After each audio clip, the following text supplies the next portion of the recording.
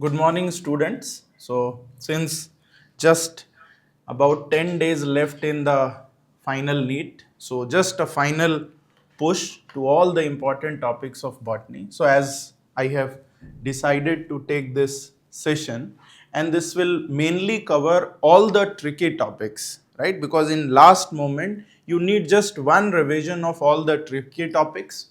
And in this topic, I'll try to cover maximum expected questions. So in this single session, if you pay attention and you go back and revise, almost 25 to 30 questions will directly come from what are the things discussed in this session. So be very much attentive in this session, and in the end this will of course will help you in boosting your marks and the rank.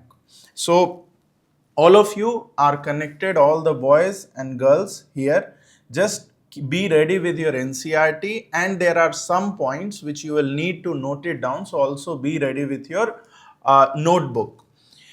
Few things I have summarized in the form of table which will be very easy and helpful to you to answer some of the tricky concept, tricky questions. So let's start here. Here if we start, so first I am covering the second year portion because second year chapters are comparatively more tricky. So in this first chapter is the sexual reproduction, and that I am going to discuss the microsporogenesis. In microsporogenesis, if we see here, microsporogenesis take place where? Inside the microsporangia, that is in the pollen sac.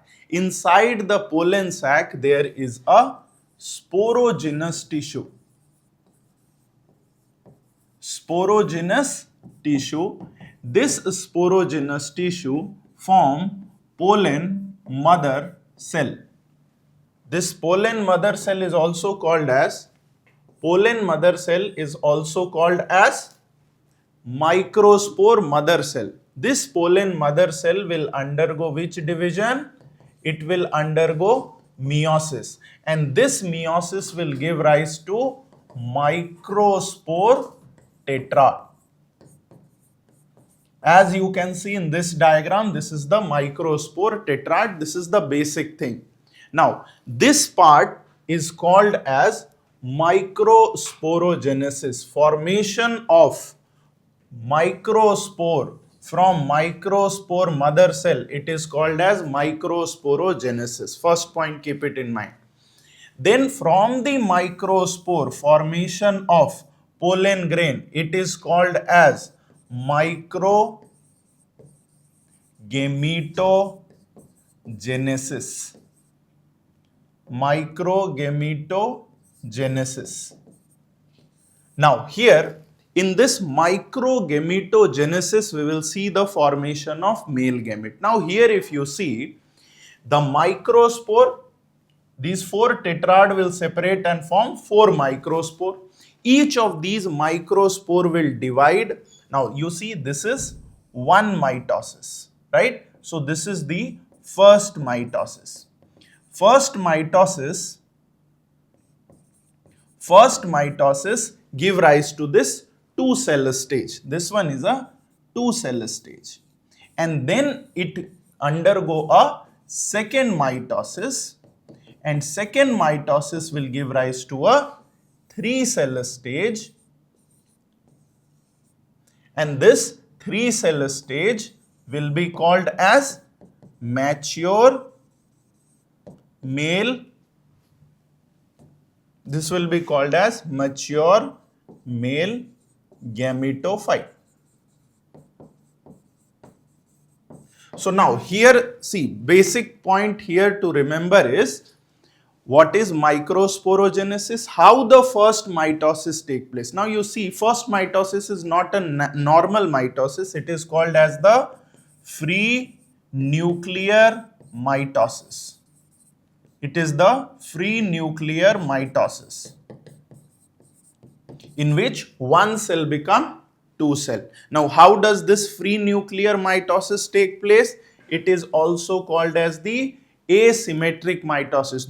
Can we say that First mitosis is asymmetric and second mitosis is symmetric. Second mitosis take place in the generative cell, right? So in this way we have got two types of male gametophyte. One is the 2-cell stage, another is the 3-cell stage. So first of all, this 2-cell stage has which 2 cell? So it has a vegetative cell and it has a generative cell. Generative cell. Then it is formed by one mitosis. It is formed by one mitosis. This mitosis is free nuclear mitosis, whereas 3-cell stage is formed by 2 mitoses, right? And here what are the number of cell? 1 vegetative cell and 2 male gamete, and have 2 male gamete and have 2 male gamete. Clear? So this is whole point. Now 3-cell stage will be called as mature male gametophyte. So in class, if you notice, I have repeatedly talked about this section because it is very important and it's a bit confusing. That's why I am repeating this concept. So keep it in mind. If I ask you to form a mature pollen grain, how many meiosis and mitosis? Mature pollen grain. So here we say 1 meiosis and 1 mitosis, right? And this mitosis is free nuclear. This mitosis is free nuclear. Here 1 meiosis and 2 mitosis, right? One is asymmetrical and one is symmetrical mitosis. Then next one is Megasporogenesis, right? Megasporogenesis take place inside the ovule, right? It take place inside the megasporangia. Now here if you see in the text part, they have not used the word archisporium, but in the summary they have used a word archisporium. Archisporium. So remember this word, very important. Mark it. Archisporium cell. From where are they formed? They are formed from the sporogenous cell. So basically the sporogenous cell will form archisporium cell, and this archisporium cell will develop into megaspore mother cell. So in short, what we can say, this is nucellus. Nucellus become archisporium. Nucellus become archisporium. Archisporium become megaspore mother cell. This megaspore mother cell undergo meiosis. This is meiosis 1 and this is meiosis 2. So meiosis 1 and meiosis 2 together is a single meiosis. So in single meiosis we form megaspore tetrad. Means how many megaspore is formed? 4 megaspore. And out of these 4 megaspore, how many get degenerated? 3 get degenerated from the micropylar end. This nucellus become megaspore mother toward the micropylar end. This one functional megaspore will undergo first mitosis, second mitosis, third mitosis. This is a free nuclear mitosis. This is a free nuclear mitosis. And this will give rise to a 1 cell and 7 one cell and 8 nucleus, right? Which eventually will give rise to the embryo sac. And this embryo sac is 7 cell, 8 nucleus. Can you tell me name of all the 7 cell? Yes, all the 7 cells name are 3 antipodal cell, 3 cell in the egg apparatus, 1 is the central cell. So these are the 7 cell and 8 nucleus. Labeling of this will be very important. So labeling is important. Question can be from the labeling also. How many new cell wall are formed? So 6 new walls are formed. 6 new walls are formed. You will say, sir, 7 cells are there. Then why 6 walls are formed? Because one wall is old. The central wall is the old wall. So you need only 6 wall to form 7 cell. So this is developed from one megaspore, functional megaspores. That's why such is called monosporic monosporic embryo sac. Monosporic embryo sac. Clear? So monosporic embryo sac. Then this is another point related to the pollination. In pollination, we have known that pollination can be autogamy, geitonogamy, xenogamy, and what are basics of geitonogamy and xenogamy that you must be already knowing. But from here, one confusing concept is, if I say in bisexual flower, what is possible? In monoecious plant, what is possible, and in dioecious plant, what is possible? So from here, keep it in mind, note this down. In bisexual flower, autogamy, geitonogamy and xenogamy all are possible, right? In a monoecious plant, what is a monoecious plant? So remember this point, that monoecious plant, it will be having a unisexual flower. It will have unisexual flower, and same plant has male flower as well as female flower. Means same plant has male flower also and female flower also. So geitonogamy is also possible and xenogamy is also possible.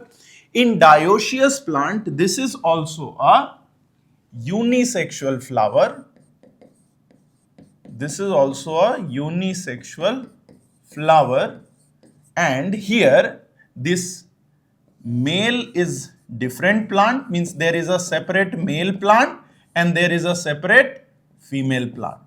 So in this case, what we notice, there is no autogamy, there is no geitonogamy, and xenogamy is possible. So in short, what you can say, xenogamy is possible in all the condition, in bisexual flower, monoecious plant and dioecious plant. Geitonogamy will not happen in dioecious plant, whereas autogamy will not happen in monoecious and dioecious plant.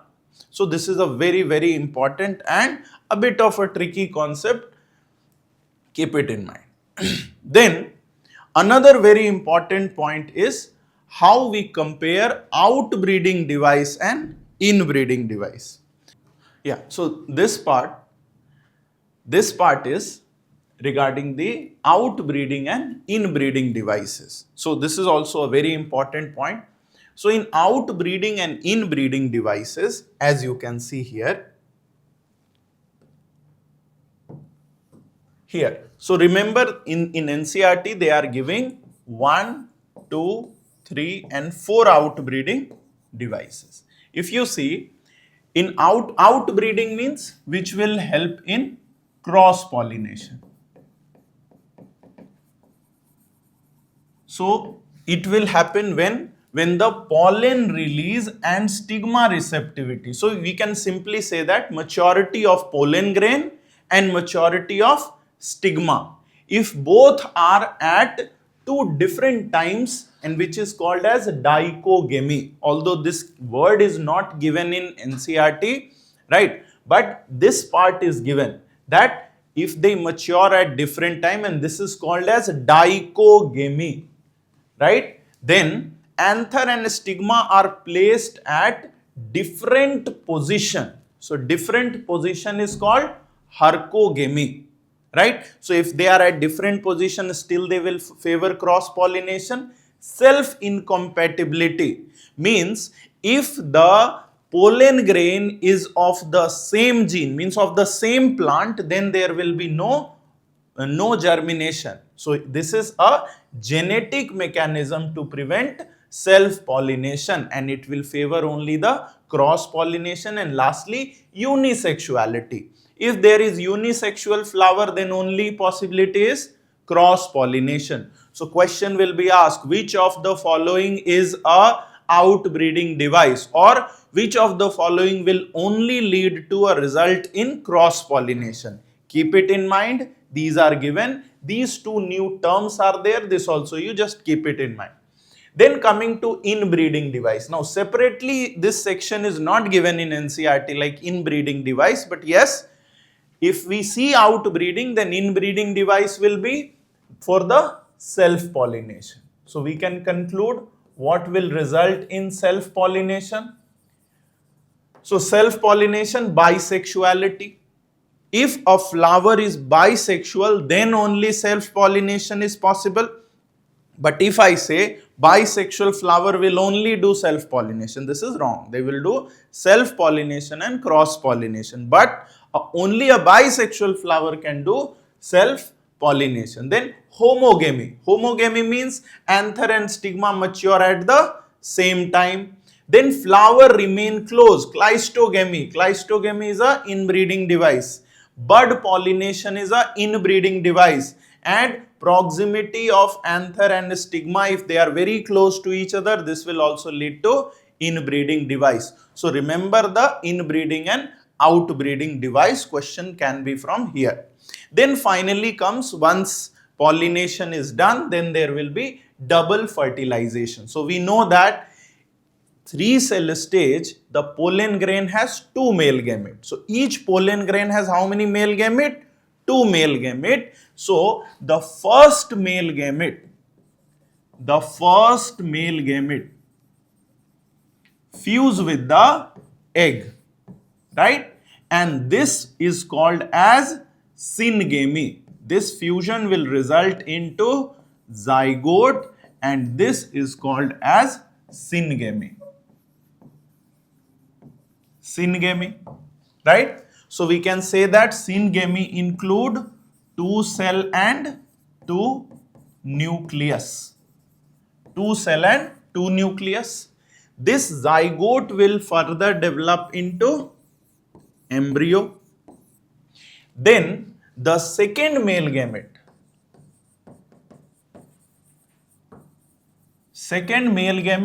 It fuse with the 2 polar nuclei. And this 2 polar nuclei fusion, this will result into primary endosperm nucleus, which is a part of the cell will be primary endosperm cell, and this will give rise to endosperm. Right? Now here this is called as triple fusion. This is called as triple fusion. Triple fusion include 2 cell and 3 nucleus, right? 2 cell and 3 nucleus. So this endosperm or primary endosperm cell, this will give rise to 3N. We know that in endosperm also there is first free nuclear endosperm, and then it give rise to cellular endosperm. Endosperm. Another very important point is formation of endosperm will precedes, right? Endosperm will precedes the formation of embryo. This you keep it in mind. The endosperm formation precedes. Sometimes the word given is proceeds. Proceeds is not the right word. It is precedes. So this is overall idea about double fertilization. This is only present in angiosperm. So double fertilization is the characteristic feature of angiosperm. So from here question will be asked. So overall, if these two, means these two together is called as double fertilization. So can I say that double fertilization is equals to syngamy plus triple fusion? Double fertilization need how many cell? So you will say it need 4 cell. How many nucleus? 5 nucleus. Right? So this is overall double fertilization. Ploidity of zygote will be 2n. Ploidity of embryo will be 2n. Right? Now let's move ahead. This is again very important. As I said, few tables are there which you need to note down. Right? So here, whichever point you find new, you can note it down. And from here question is asked about what happened to the different structure after fertilization and what is their ploidity. So this very simply, male gamete and egg, in syngamy it will form zygote, which is 2n. Zygote undergo mitosis and it form embryo. Zygote is a single cell, it form multicellular embryo and it is 2n. Male gamete and polar nuclei will undergo triple fusion form PEN, which is 3n. PEN upon division it will form endosperm. We know that first will be free nuclear and then there will be cellular endosperm, but all will be 3n. Synergids degenerate. Antipodal cell degenerate. Synergid is haploid, but it degenerate. Question will be asked, which of the following cell get degenerate, or what happened to the synergids after fertilization? So you will say it degenerates. And then ovule develop into seed. Now seed is a diploid structure, haploid structure, triploid structure. See, seed mostly have diploid structure, but if seed has endosperm, then it also have a triploid endosperm. So seed is matured embryo, embryo is 2n and endosperm is 3n. Then comes integument. Integument do not degenerate. Integument harden itself and it become seed coat. So integument is also 2n. Then nucellus. Nucellus usually or mostly it get consumed or degenerate, but sometime it even persists. A persistent nucellus is called perisperm and perisperm is 2n. Ovary. Ovary enlarge and become fruit and this is also 2n. Ovary wall become fruit wall, which is called pericarp and it is also 2n. So here 2 points are covered in this table. First, what happened to different structure after fertilization? Right? If I ask you what happened to ovary wall, what happened to nucellus, what happened to synergid, what happened to zygote, you can clearly see, and what are their ploidity. Very important, sometime question is asked from here.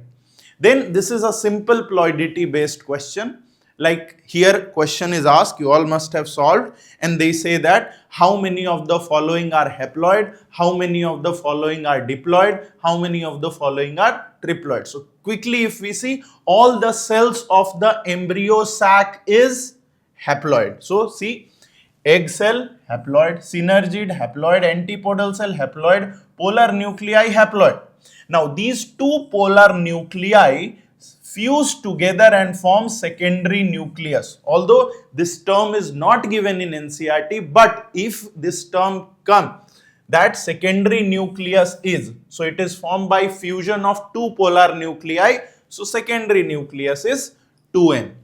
Because central cell will have secondary nucleus, then it is also 2n. But if it has two polar nuclei, then we call it n plus n. Then embryo sac. Overall embryo sac is haploid, nucellus diploid, integument diploid, ovary wall diploid. Now all these are diploid. Ovary also diploid, zygote diploid, embryo diploid. Then triploid.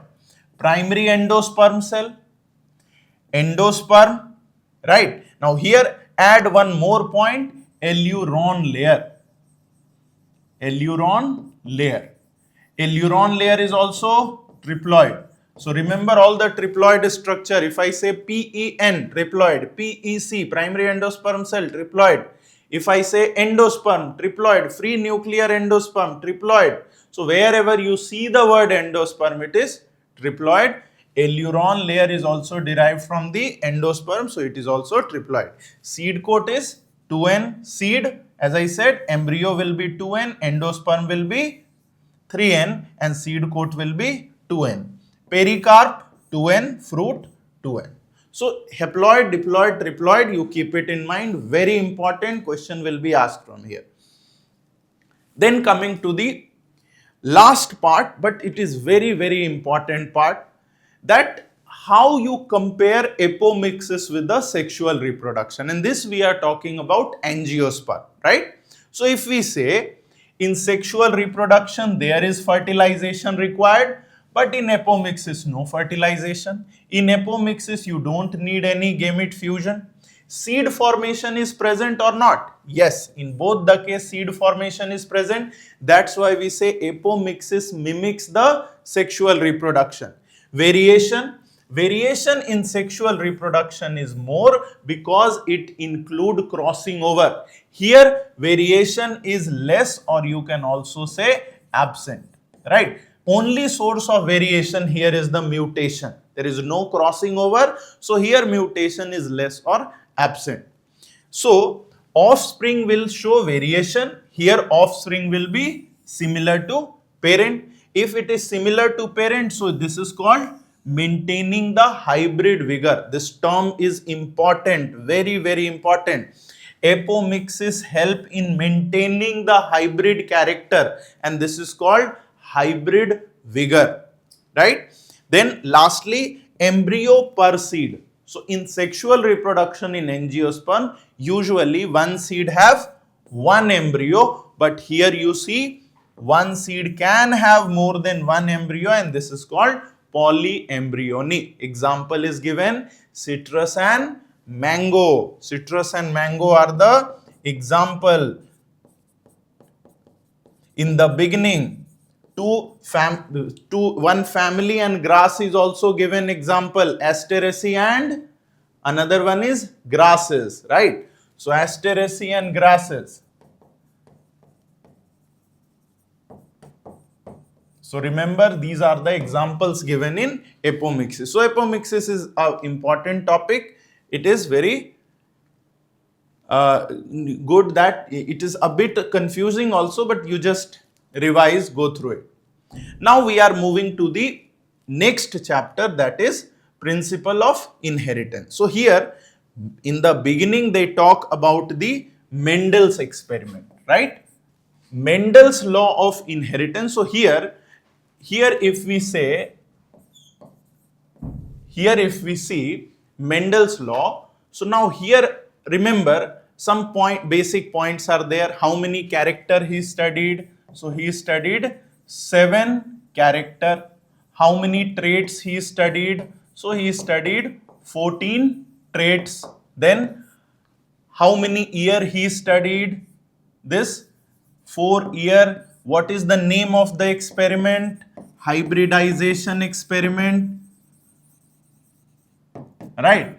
Then why Mendel choose pea plant? These are some basic points from where question can be asked, right? So from Mendel's basic experiment, what is the name of the plant? What is the number of chromosomes? 7 pair of chromosome, right? Year also you can keep it in mind. Usually don't ask year, but yes, just have a clear, because they mention 7 year, and in past once this question was also asked, so keep it in mind, right? Then how he prepared true breeding variety. So true breeding variety he prepared by what? Self pollination, right? Repeated self pollination for several generations, and for his hybridization experiment he used cross pollination. So you can say that Mendel used both self-pollination and cross-pollination, but for hybridization experiment he used cross-pollination. For developing true breeding variety he used self-pollination. These are some basic points. Then the concept of homozygous, heterozygous, right? These all concepts, then monohybrid, dihybrid. So these are some basic concepts. So I'm not going into detail of it. I'm just going to the main part where the tricky part of the question will come. Earlier, those are all basic part which you all will simply study and understand. Now, this is regarding if we talk about the monohybrid cross. Let's say if I say monohybrid cross. So in monohybrid cross, what will be the question which can be asked, right? So here most of the question, if it is confusing, it will be from the F2 generation, right? So I have kept here all the question that what are the possible question which can be asked from this topic. So I have kept all the question. Now you all, if you find anything new, you just note it down. First thing, if I ask the question, what percentage of F2 generation will be tall? F2 generation will be tall. So what you will say? What percentage of F2 generation will be tall? 75%, right? It will be 75% will be tall. What percentage will be dwarf? So 25%. See, you remember you say that the phenotypic ratio is 3:1. Means 3 is dominant, 1 is recessive. So automatically it is 3/4. It is 1/4. So it is 75%. It is 25%, right?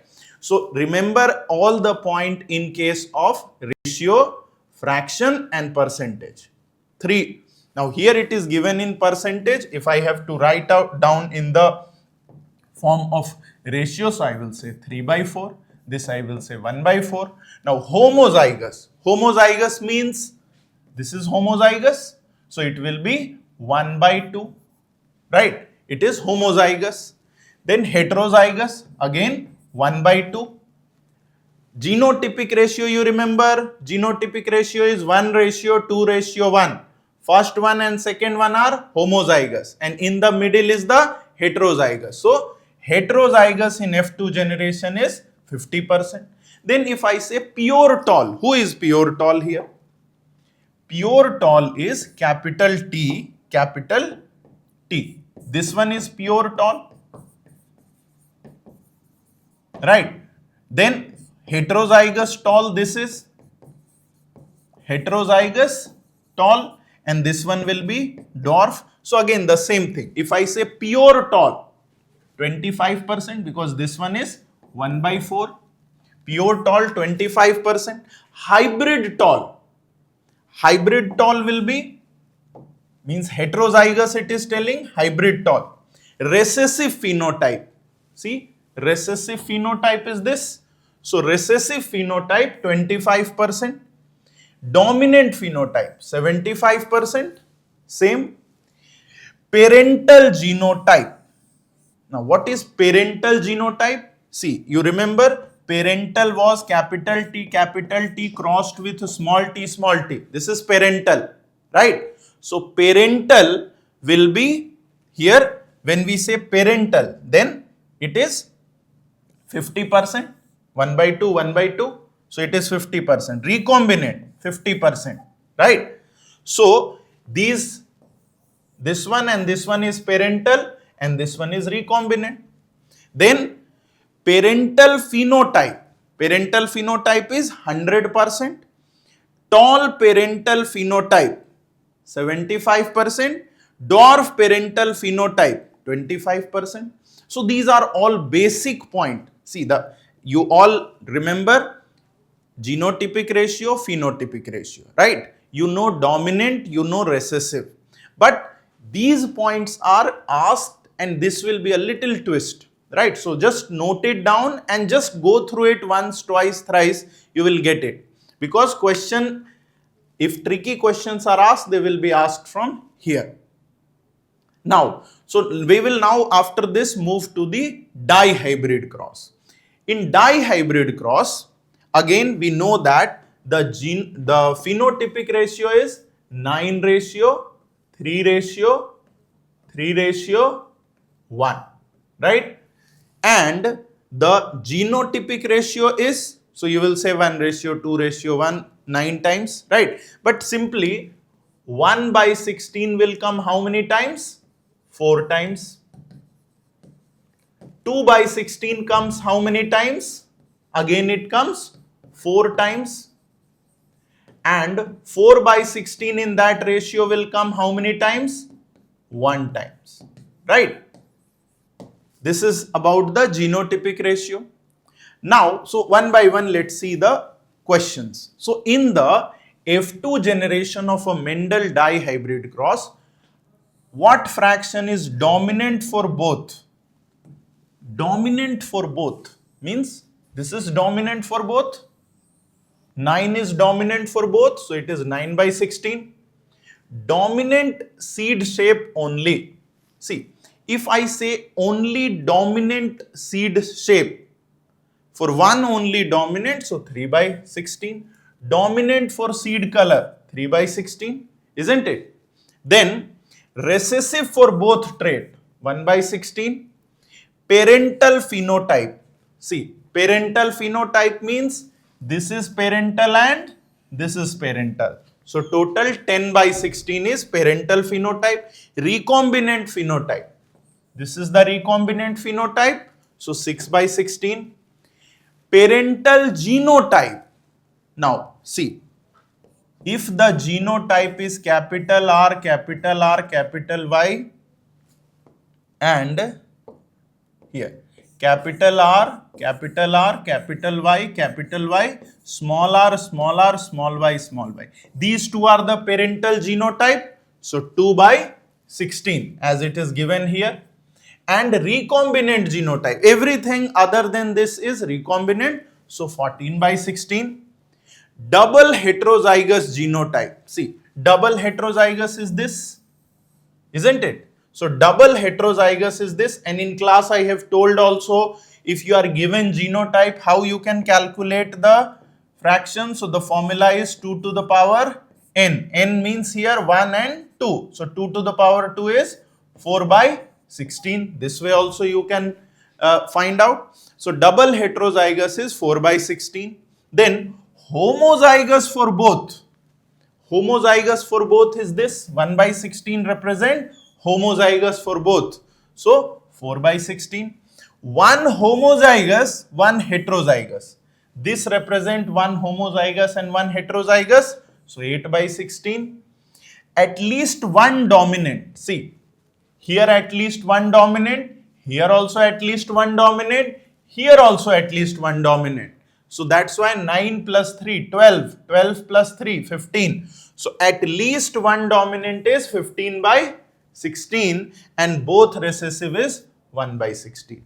So nothing outside this can be asked if it has to be from F2 generation of dihybrid cross, right? So just note down all the points which you find that it is not clear to you, is it? So I am leaving it for 10-15 seconds. If you want to note it down, quickly note it down.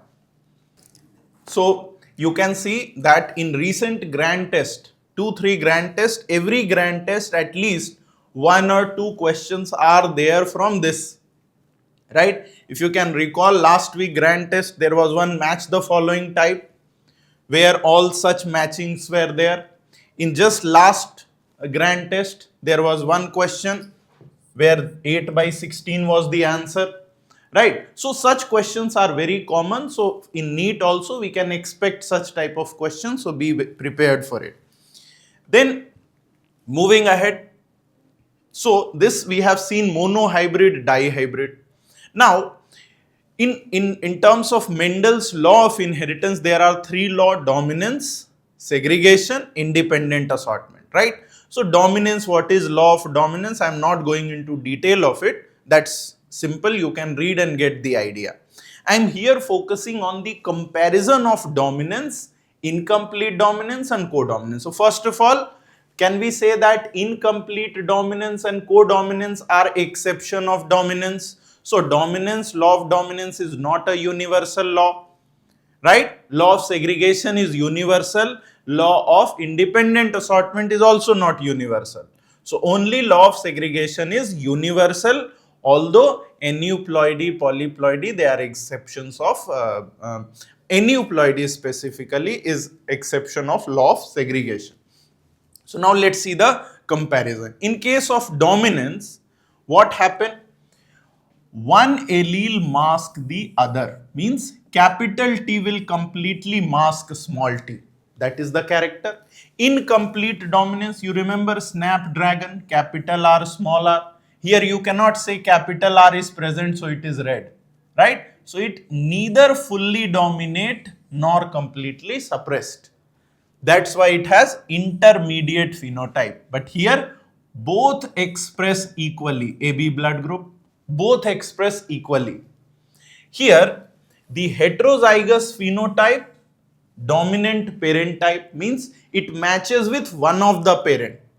Here it matches with none of the parent. And here it matches with both the parent. Right? So remember this.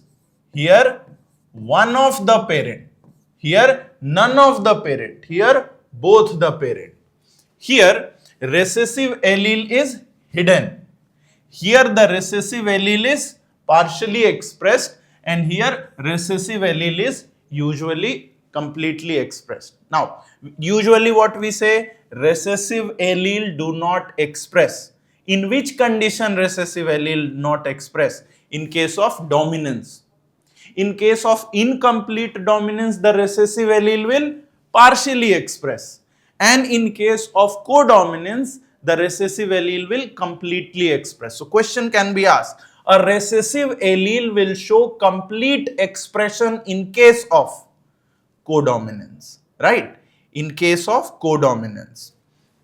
Then F1 phenotype is dominant only. Here it will be intermediate, and here both will be together.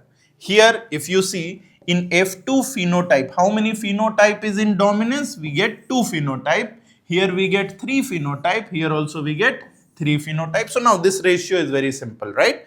3:1, 1:2:1. And here genotypic ratio this way. Example.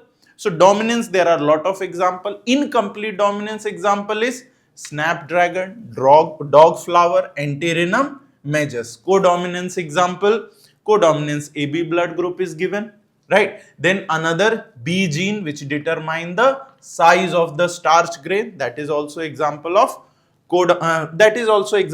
incomplete dominance, right? The B gene which give intermediate seed size, right? So that is also example of incomplete dominance. Then let's move ahead. So this you just keep, because question can be asked from here, comparison or in other way. Then we are moving to the one of the most complex part where you feel a lot of difficulty, and this is the linkage part, right? So when we say linkage, we have to first understand independent assortment, right? So independent assortment, what does it says? So one is the definition, which you all must be knowing, right? So I'm not going into the definition part of it. What is the result of independent assortment? The independent assortment says that all the gametes, so according to independent assortment, let's say gametes are formed. So AB, small a, small b, capital A, small b, and small a, capital B. According to independent assortment, these 4 types of gamete will be formed in dihybrid cross. Clear? Now, all these gametes will be how much? 25%, 25%, 25%, and 25%. And that's why we say in independent assortment, the gametes form are always in equal ratio, that is 1:1:1:1:1. This is what we say in independent assortment. Further, can we say one more thing? These two are parental, right? So we say how many parental? 50% parental. And how many recombinant? So we say 50% is recombinant. So this is the characteristic of incomplete dominance, that 50% parental, 50% recombinant. Now question comes, in which case gene will show independent assortment? Gene will show independent assortment when, in two conditions, when they are on two different non-homologous chromosomes. They are on different non-homologous chromosomes. Means genes, when they are present on non-homologous chromosome, will show independent assortment. Right? When they are present on non-homologous chromosome. First thing. Second, independent assortment can also be seen on the gene present on the same chromosome, but they have to be very far distance. Means it will be between gene more than 50 centimorgan apart on same chromosome. 50 centimorgan apart on same chromosome. Now this, see, as per NCERT, most of the place they have used this point. This point is not very clearly mentioned in NCERT, right? In NCERT, most of the time they always say that genes which are present on same chromosome will show linkage. It is true that if they are present on the same chromosome, they will show linkage. But linkage will increase if the distance is less, and linkage will reduce when the distance is more. And linkage will be completely disappear if the distance is more than 50 centimorgan. So, independent assortment will be shown in two cases. Remember, first, if they are present on non-homologous chromosome. If the genes are present on non-homologous chromosome, will there be a crossing over? Yes or no? Will there be a crossing over? No, there is no crossing over in case of gene if it is present on non-homologous chromosome. So if there is no crossing over, it means there is no linkage, right? Then coming to this part, if the genes are far apart, then also there is a chance that there will be independent assortment. Now coming to the complete linkage. Complete linkage when genes are very close to each other and there is no crossing over. Zero crossing over, complete linkage. Right? Zero crossing over, complete linkage. So here we say, so here if in terms of gamete, if I have to say, only two gametes will be formed. No recombinant gamete, because there is no recombination at all. Linkage is there. So only two gametes will be formed. This one will be 50%. This one will be 50%. Right? So can I say that 100% parental? And can we say that 0% recombinant? 0% recombinant. This is the characteristic of complete linkage, right? Now, complete linkage when distance is very less, right? Means almost negligible, right? Then comes the incomplete linkage. Here, there is some distance. Means here 4 types of gamete will be formed. AB. All 4 gametes will be formed, but they will not be in 1:1:1:1:1. Instead, they will be in which ratio? The parental will be greater than 50%. Greater than 50% will be parental and less than 50% will be recombinant. Now incomplete linkage will be shown by the genes which are present on the same chromosome, but the distance has to be less than 50 centimorgan, right? Genes present on same chromosome. So that's why can we say that linkage, both are case of linkage. So linkage is shown by genes present on same chromosome. Same chromosome. That's why it is. So now this point is clear. So from here also several times question is asked, right? So once again, if I ask you, in incomplete linkage, question is, in incomplete linkage, in F1 generation, how many types of gamete will be formed in dihybrid cross? In dihybrid cross, F1 generation form 4 types of gamete in independent assortment. Same way it will also form 4 types of gamete in incomplete dominance, but it only form 2 types of gamete in complete linkage, right? So just keep this in mind. Now in the same way you can link this with the distance. If you have to find the distance between 2 genes, right? So distance, again if I say distance, so distance between the gene is called percentage recombination frequency. If let's say I say the percentage recombination frequency is 20%, means recombinants are 20%, so the parental will be how much? Parental will be 80%.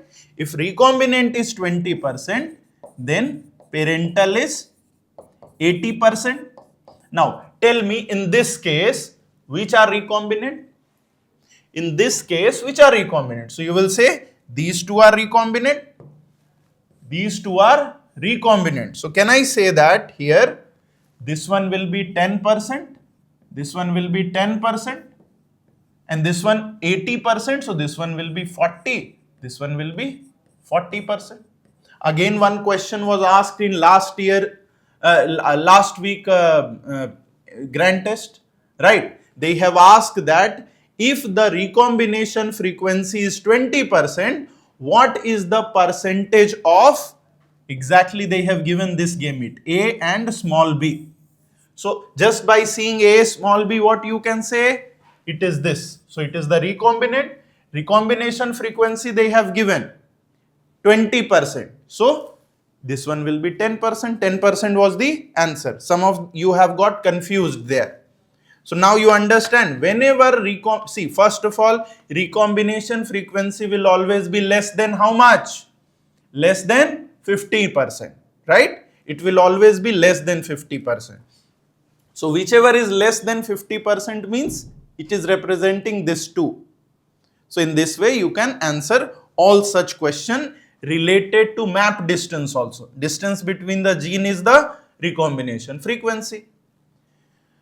Then another question is from this diagram. Many of you are unable to figure out how question will be asked from this diagram, right? So many of you come and ask that, sir, what kind of question can be asked from this diagram? So I am telling you all the possible question which can be asked from this diagram. So note it down. First type of question which can be asked is regarding the identification of gene, right? Regarding the identification of gene. For example, if I tell you to identify Y plus, if I tell you to identify M plus, if I tell you to identify W plus, if I tell you to identify Y, M, W, right? So what you will say? So tell me, if I'm asking you answer. Y plus represent what? Dominant or recessive? Y plus represent dominant. First point. So wherever plus is there, it is representing dominant, and whichever is without plus is representing recessive. First point. Second, what does Y represent? So Y represent, it represent what? Here is Y. So Y represent body color. It is the character. So body color is the character. M represent size of wing, and W represent the eye color. Clear? So character, 3 characters are explained here, out of which if I say Y color represent, so which body color Y plus represent? Tell me. Y plus represent which body color? So it is brown. See, those who are having your notes properly, maintaining your notes properly, you'll recall that I have given you a table, right? If you have noted it down, you can see that. A similar table also I have given in your class, where I have told Y plus is which character, Y is. So just revisit that. Anyway, I am writing it here. So Y plus is brown, Y is given here, see, yellow. See, in this diagram, they have not given the dominant. They have given just wild type, right? So that's why some of you get confused. M plus means normal wing. Normal wing. And M means miniature wing. Given here, miniature wing. Then W plus is, see, W is which eye color? Here, white eye color, right? So W plus will be red eye color. So one question will be from here. M plus represent what? M represent what? Y represent what? Y plus represent what? Clear? Then second type of question which can be asked from here is, what is the distance between? So first question, here question can be asked, distance between. So if I say distance between body color and eye color. Now you all can answer it easily. Distance between body color and eye color. What I said, distance can easily be said as the recombination frequency is the distance. If I say distance between eye color and size of the wing. Eye color and size of the wing. This also you can easily tell. Then third type of question, right? Percentage of parental. So third is also somewhat related. If you can find distance, then logically distance is recombination frequency. And recombination frequency is recombinant. So 100 minus recombinant is parental. So, but that I will write. They may ask parental percentage or recombinant percentage. In these two cases, right? What is the percentage of parental offspring when there is a cross between body color and eye color? Recombinant when there is eye color and size of the wing. So this you have to remember. Fourth and very important is you have to identify male or female, and then you have to identify recombinant and parental.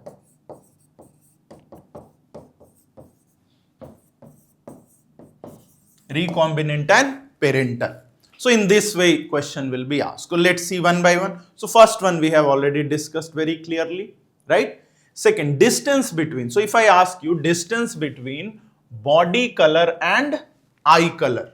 So clearly you can see here. Clearly you can see here. Recombinant type is how much? 1.3%. 1.3%. So it is recombination frequency. So recombination frequency is the distance. So can I say here the distance is 1.3 map unit, or you can say centimorgan, right? Here the distance as recombination frequency is 37.2. So here the distance is 37.2 centimorgan. Clear? So this is the distance. Then if I say in cross A, what is the parental type? 100 minus recombinant is parental. 100 minus recombinant here is parental. Now here in class also I have told very clearly, you have to remember the exact percentage, right? Question can be asked, very close options will be given, 97.8, 98.7, 97.2, in that way, right? So remember, as I have said, class 987 you remember, 9 minus 1, 8 minus 1, so 98.7. This way you remember this, and here you remember 6 to 8. 6 plus 2 is equals to 8, isn't it? So easy to remember. 6 plus 2 is equals to 8. So 62.8. Here 9 minus 1, 8 minus 1, 7. So if these two value, if you remember somehow, then of course 100 minus this. So obviously this one will be this, and this one will be 37.2%. See, any way you remember, doesn't matter. If you have some other trick in your mind to memorize it, it's good, no problem. But that percentage has to be very much in your mind without confusion. So this is all about this linkage. Now, so just one small exercise. If I ask you, tell me this is male or female, tell me, is it male or female? Is it recombinant or non-recombinant? So it is having Y chromosome. So Y chromosome means it is male. See, Y chromosome male, Y chromosome male, male, male, male, male, male. And wherever XX is there, XX, these are female. So very easy to remember, identify male and female. Then if both are plus or both are without plus, it means it is parental. So you can see this is parental, parental. This one is recombinant because one is plus, another is without plus. So recombinant, recombinant, recombinant. No, sorry, this is parental, plus plus, no. So parental, recombinant. So overall, now if I circle this, tell me this is what? Male or female? So this is female, YXX, right? And here plus without plus means it is recombinant. So recombinant female. This one is recombinant male. So you will be given either such diagram and you have to identify male and recombinant, female and recombinant, female and parental, male and parental. So this way you have to keep it in mind. So only possible question from this diagram is this, and it is very important. So you can expect a question from here. Now moving ahead. Here this is related to polygenic inheritance. Polygenic inheritance. Now it is a simple topic, but because it do not follow Mendelian inheritance, so that's why it's some of the points which are not very usual. For example, if I ask you, till now what we have seen, one gene was controlling one character. Here what we are seeing, that single character is controlled by multiple gene, right? Multiple gene. That's why it is also called as polygenes. Means one character controlled by multiple gene. So in this case, remember this formula for phenotype. How to find out the formula? If two genes are controlling a single character, then how many phenotype? 5 phenotype. Formula is 2n plus 1. 2n plus 1 is the formula for phenotype. Right? Where n is the number of gene controlling the character. Now, remember, this formula is only applicable for polygenic inheritance. Don't use this formula in other Mendelian characters, right? You will get wrong answer. It is exclusive for polygenic inheritance, 2n plus 1. So, if I ask you if a character is controlled by 2 gene, then what is the number of phenotype? So, you will say 2 into 2 plus 1. So, it will be 5, right? So we say 5 phenotype.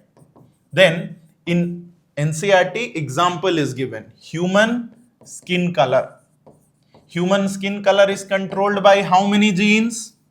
So it is controlled by 3 genes, right? So tell me number of phenotype here using the formula.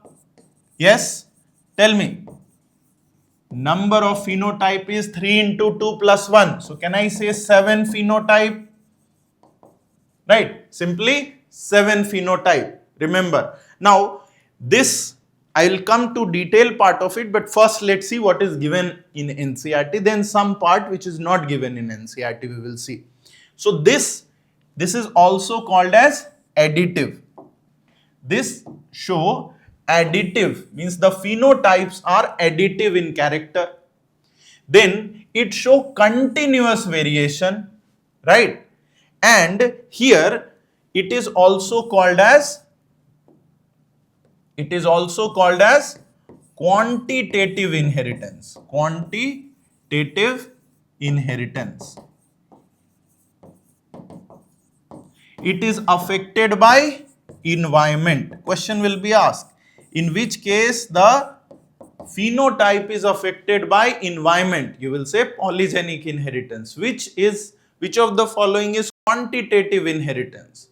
Which one show additive effect? Which one is showing continuous variation?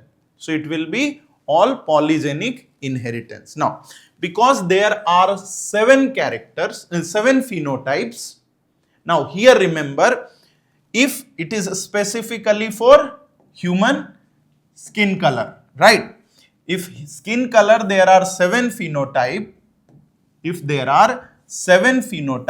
so the phenotypic ratio is this. See, 1, 6, 15, 20, 15, 6, 1. Although not given in NCERT, but just have this ratio in mind. Even if you are unable to memorize, although it's not tough to memorize, out of 7 you see 1, 6, 15 this side and same 1, 6, 15 this side, and in the center is 20. So this 20 represent what? Intermediate phenotype. Intermediate phenotype is always the maximum. Remember, intermediate phenotype is always the maximum in number. And extreme phenotype, see, this one, if we consider, this is the darkest and this is the lightest. So darkest and lightest phenotype frequency is 1 by 64 each. So total number of zygote is 64, and then this is the phenotypic ratio. Okay, so simple. Once again, if I summarize, these parts are not given in NCERT. Part given in NCERT is this. But sometime indirectly question is asked from here, right? So which phenotype will be maximum? So you will say intermediate phenotype. If I say which phenotype, means what will be the phenotype of darkest and lightest? So you will say both will be 1 by 64, 1 by 64. Means minimum is for darkest and lightest and maximum is for intermediate. Last grand test one question was asked, very simple question, right? It was about the size of the tomato. What was the minimum size? It was given that, let's say, the minimum size is 30 and maximum size is 60. This was minimum and this was maximum, and then they have given you what will be the size of this. See, this is intermediate, isn't it? This is intermediate. So intermediate, the size will be 45, isn't it? Minimum means all recessive. all recessive is minimum, all dominant is maximum, and intermediate is 45. So in this way you can find, that's why it is also called as quantitative inheritance. Is it clear? Even human height is also an example of polygenic inheritance. Keep it in mind. Then there is pleiotropy. Pleiotropy is simple, just you have to remember the example when one gene control multiple character, right? When one gene control multiple character, what are the examples? First example given, phenylketonuria. Second example, sickle cell anemia, right? Cystic fibrosis. Another example, then B gene, it control the shape of the seed and also control the size of the starch grain. So, for example, you remember in pleiotropy. Then,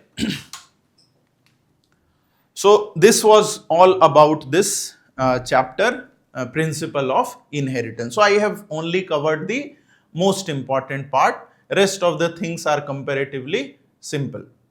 Now, moving ahead to the next chapter, that is molecular basis of inheritance. Now in molecular basis of inheritance, it starts with the structure of DNA, right? So there, see, first point is very important, that is structure of DNA. That is, question is asked from there.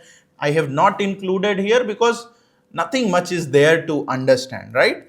You have to just read the points of explanation, right? For example, the backbone is sugar phosphate backbone, right? Then in between the nucleotide there is phosphodiester bond. In between the anti-parallel strand there is hydrogen bond, right? Both the strands are anti-parallel in nature. Then on each polynucleotide chain there is one end which is 5 prime, another end which is 3 prime. Toward the 5 prime we have phosphate, toward the 3 prime we have OH, right? Then in the same way, single nucleotide structure, you have to see that it is made up of 3 components. Sugar connected with nitrogenous base with help of which bond? With the help of which bond? Glycosidic bond. Sugar connected with phosphate with the help of phosphoester bond, right? And then number of carbon, etc. So these are all basic points which you just simply read and you will get it through, right? One important point regarding the structure, that DNA is considered stable with respect to RNA, right? Now here 2 points are there. One is chemical stability of DNA. Tell me what is responsible for the chemical stability of DNA, right? And one is called structural stability of DNA. These are the 2 separate points, right? Both make DNA stable. So tell me what make the structure of DNA stable and what make DNA as a chemically stable molecule. So the answer will be 2 different set of answer. If I say structural stability of DNA means what help in maintaining the DNA helix. So hydrogen bond help in maintaining the, you can note it down, or the last point in NCERT if you see it is given. The hydrogen bond and base stacking is responsible to maintaining the double helical structure of DNA. So this is structural stability. And if I ask you what is causing the chemical stability of DNA, so there in the beginning it is given that DNA is stable because of presence of sugar. Which sugar? Which sugar? Deoxyribose sugar, and also due to presence of base thymine. This is responsible for the chemical stability of DNA. So these are the point about the DNA. It is very important. One question is fixed from the structure of DNA, but I am not including here because it's not that complex to cover, right? So I am covering the tricky part most, but remember one question is sure shot from structure of DNA. That is, there is no doubt about it.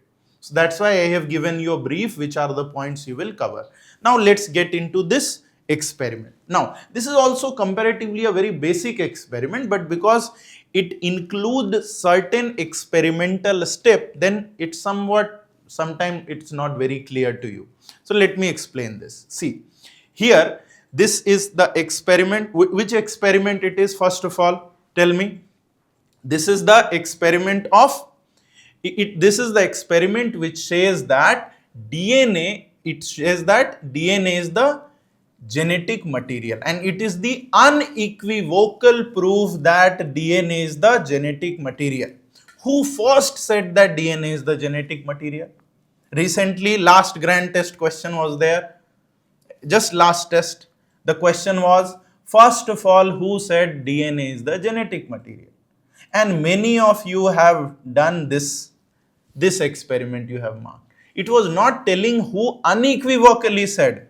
Every MacLeod and McCarthy first said that DNA is the genetic material, and then experimentally it was explained here in this.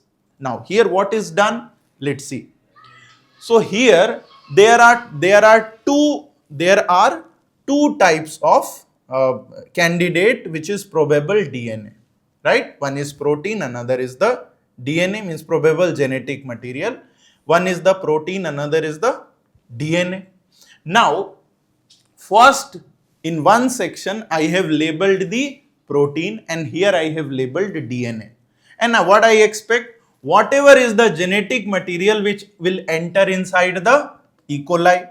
Now when I radio labeled protein, first question which is asked from here, first question which is asked from this experiment is about the radioisotope. Radioisotope. First question is asked. Very simple question will be that protein you radio label with S35, or they will say protein you radio label with S32. Now you will get confused. S35 is there, P32 is there. Now you may get confused P35 and S32. So keep it in mind, right? They will give you very close option. Your option will be like this: S35, S32, P35, P32. So there is a very clear chance of confusion. So protein was radio labeled using S35 and DNA was radio labeled using P32. First point clear. Then when the protein is radio labeled, then what we say? We say there is no radioactivity in DNA, in the E. coli. If I radio label protein and no radioactivity in E. coli, means protein did not enter into E. coli. It means protein is not the genetic material. When I radio label DNA, we see E. coli is radioactive, means DNA entered into E. coli. Very simple. So when I radio label DNA, E. coli become radioactive. When I radio label protein, E. coli remain non-radioactive. So now statement based question will be very tricky from here, right? They will say that when protein was radio labeled, see the diagram clearly. When protein was radio labeled, then supernatant show radioactivity. True or false? When protein is radio labeled, supernatant show radioactivity. True. When DNA was radio labeled, supernatant was non-radioactive, but E. coli was radioactive. Here supernatant was radioactive, but E. coli was non-radioactive. Clear? So in this way question will be asked. Now this experiment is done in 3 steps. First infection, then blending. Blending is just to remove the protein coat, and this protein will go into the supernatant. Now question will be asked that the protein in this experiment will remain in the supernatant and DNA will enter inside the E. coli. So this is overall this experiment, and this because it is based on radioisotope, so it unequivocally proves that DNA is the genetic material, right? So in this way, so one is radioisotope, second will be which part is radioactive and which part is non-radioactive. Means in which case the supernatant become radioactive, in which case supernatant remain non-radioactive. In this way question can be asked. Now remember, there is a simple trend in NEET that either they ask one question from this experiment or from this experiment. any from these two, definitely every year one question is there, right? So this two experiment, any one experiment, you will get one question fixed every year. So now here, what is this experiment? So this experiment is of Michelson and Stahl. This experiment was of what is this experiment? This experiment is Hershey and Chase, right? And this one is Michelson and Stahl. Here in this experiment, what is explained? So it is explained that the DNA replication is semi-conservative. Now, if again the same way, if I say who first given the semi-conservative model of DNA, so answer will be different. It will be Watson and Crick. But who experimentally proved this model? This is Michelson and Stahl. So what he did? So simply he used N15 and then grown the DNA in N14, and he got first both of them are hybrid. In next generation 2 are hybrid, 2 are light chain. Now I will mainly focus on how question is asked in the exam. Let's say in exam question will be asked, how many DNA after n generation? Number of DNA after n generation. After n generation, how many DNA? So you will say 2 to the power n.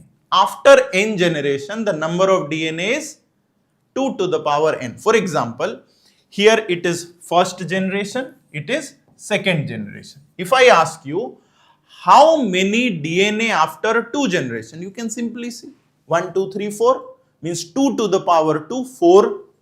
If I say after 3 generation, 2 to the power 3, 8, after 4 generation, 16, after 5 generation, 32. So understand, very simply you can tell number of DNA after generation. Clear? Then, if this point is clear, then remember the simple trick. In every generation there will be how many hybrid? In class also I have repeated several times. In every generation there will always be 2 hybrid. There will always be 2 hybrid. See, here also you have 2 hybrid. Here also you have 2 hybrid. And whatever rest is left will be light chain. Whatever rest is left is light chain. For example, here 4 DNA are there. So left will be light chain, right? So now question. If I say after 4 generation, tell me the ratio of hybrid to light chain. Quickly tell me, after 4 generation, how many DNA? 16, right? So out of 16, how many hybrid? 2 hybrid. How many light chain?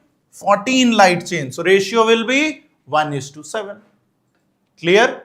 Now, so this is straightforward. Now one twist will be there in the exam. If they want to confuse you, they will introduce one twist, right? Instead of giving, so this you have to very closely observe or read the question. One is,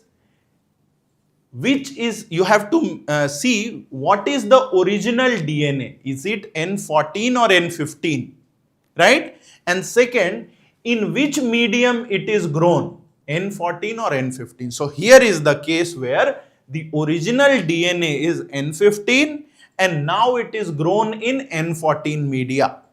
Now, can I do the reverse of it? In question, I may give you that I may give you this question that the original DNA is N14 and now it is grown in N15 media. How the answer will change? Hybrid will not change. Hybrid will remain as it is. Just the only difference will come, instead of light chain, now you will get heavy chain. Because if it is grown in N14, so you will get heavy chain. So here you will get hybrid and heavy. you will get hybrid and heavy. Is this point clear? So, simple way. If it is grown in N14, then you will get light chain or heavy chain? You will get light chain. If it is grown on N15, you will get light chain or heavy chain? You will get heavy chain, right? So, that's the twist or trick they will use to confuse you. Sometimes they also give, they will not only ask hybrid and light, but they will say, what is the ratio of hybrid to light to heavy? See, remember, very simple. Never you will get both light and heavy. If light is present, heavy will be 0. Heavy is present, light will be 0. Simple. Both of them can never be exist, right? Either it is light plus hybrid or it is heavy plus hybrid. So, in this case, heavy will be 0 and in this case, light will be 0. So, I hope this point is clear. So, today go back in your practice book, go and solve at least 5 to 10 questions based on this, because it is very, very important. At the same time, it may be confusing. Yeah, one more layer of question they can ask here. Instead of giving you generation, they may give you time. For example, there is one question also in NCERT. In italics, if you read, there is one question. After 80 minutes, if I say, after 80 minutes, how many hybrid and light chain? So 80 minutes means how many generation? You tell me. One generation is 20 minutes. So 80 minutes means 4 generation. And 4 generation, you just again the same thing, 2 to the power n. Understand? Instead I give 160 minutes. So if you are given generation time or you are knowing generation time, divide the time from the generation time, you will get the number of generation. Is it clear? So from here, you can answer all type of question. Then comes the DNA replication. Again, this is, I think now you all must be very confident in this DNA replication, but it is very important. So I will just quickly go through it. First point, that DNA replication need a origin of replication, right? At the origin of replication, there will be a replication fork. How many replication fork is formed at the origin of replication? Tell me, all the boys and girls, tell me how many replication fork are formed at origin of replication. Option is 1 or 2. Option is, the correct answer is 2. There are 2 replication fork formed. One moving on this direction, another moving on this direction. Here it is not shown, and that's why we say DNA replication is bidirectional. DNA replication is bidirectional. So first point. Then there is a origin of replication. Now DNA has 2 strands. Which strand act as a template? So we say both strand act as a template. Both strand act as template. So can I say it has 2 template? Because it has 2 strands, so it has 2 template. First template, can we say 3' to 5' template? 3' to 5' template. And the second template is simply 5' to 3' template. So there are 2 templates. Is it clear? Now tell me, if I ask you this question and give you the option that in which template the DNA replication is continuous, what will be your answer? DNA replication is continuous in 3' to 5' template. See, you all remember that in leading strand it is continuous, but you may get confused which template. It is clearly given in NCERT, right? So 3' to 5' template, it is called leading strand. It is called leading strand. Again, I am declaring here one question from this topic is fixed, right? Whatever here in next 1 or 2 minutes I will tell, one question will definitely be from here. So be very, very alert in covering this topic. 3' to 5' template is called the leading strand, and here there is a continuous synthesis of DNA. And because it is continuous synthesis, it is ahead of the other strand, that's why it is called leading strand.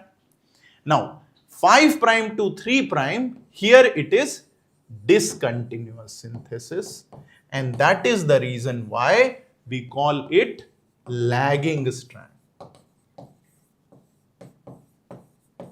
We call it lagging strand. So leading strand and lagging strand. Now another point, DNA replication or the DNA synthesis is in which direction? So whenever we say DNA synthesis, so it is always in 5' to 3' direction, right?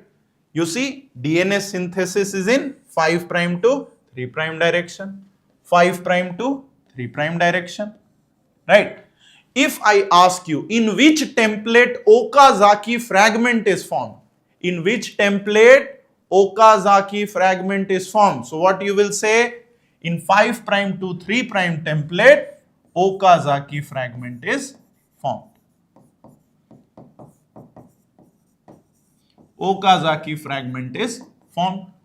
Now, these fragments are joined by which enzyme? It is the DNA ligase. Now, many of you get this confusion that you are confused, which bond DNA ligase form? So DNA ligase is joining the backbone, right?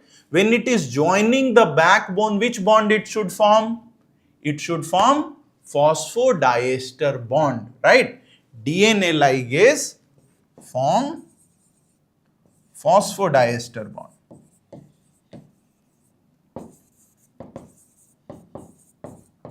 Never get confused that DNA ligase form hydrogen bond.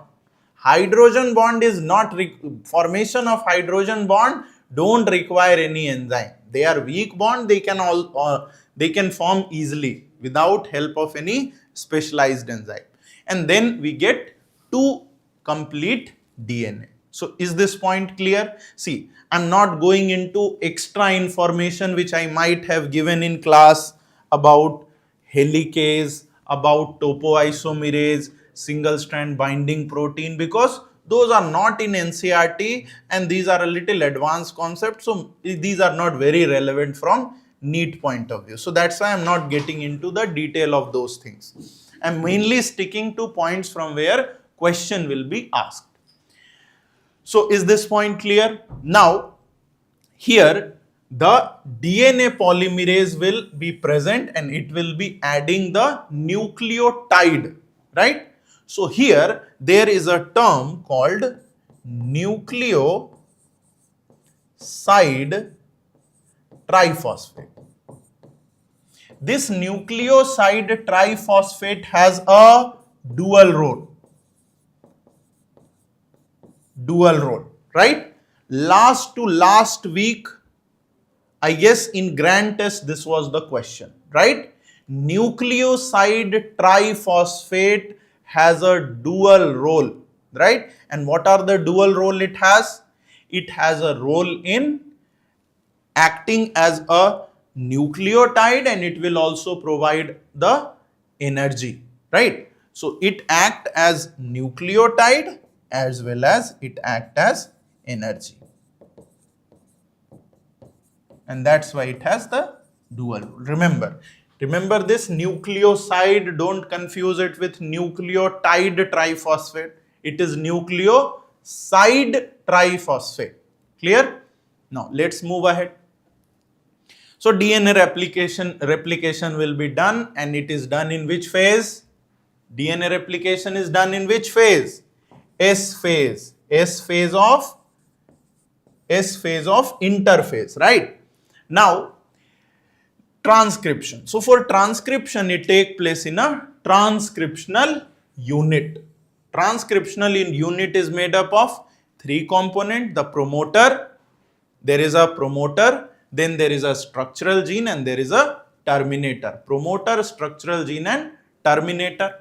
So in this, the coding strand 5' end is situated the promoter, right? Toward the 5' end is the promoter, toward the 3' end of the coding strand is terminator. If I change the template strand and coding strand, then terminator and promoter will also get changed. Then the transcription take place only in the structural gene. It don't take place in the promoter, it don't take place in the terminator. The okay. Okay. So then here the promoter will help in initiation, right? And terminator will help in termination. Terminator will help in termination, and this one will be the site for the transcription. Clear this point? So this is overall the transcriptional unit. Then transcription will follow these steps. Initiation need which factor? Sigma factor. Once initiation means promoter will go and bind to the RNA, promoter will go and bind, this RNA polymerase will go and bind to the promoter, and then the RNA will be formed. Here sigma factor will be released. So elongation is only caused by RNA polymerase. No any other factor is required. And then finally the termination. Termination need a rho factor. So for initiation you need sigma factor, for termination you need rho factor. In which direction the RNA polymerase move? Right. So synthesis is done in 5' to 3' direction. So RNA polymerase will move in 3' to 5' direction. Right. Now this is the comparison of transcription of prokaryotes and eukaryotes. Right. So in prokaryote it takes place in cytoplasm. In prokaryote we know that there is a circular and naked DNA.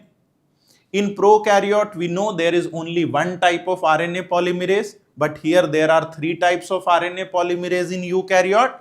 1, 2, 3, given very clearly what is the role of 1, what is the role of 2, what is the role of 3.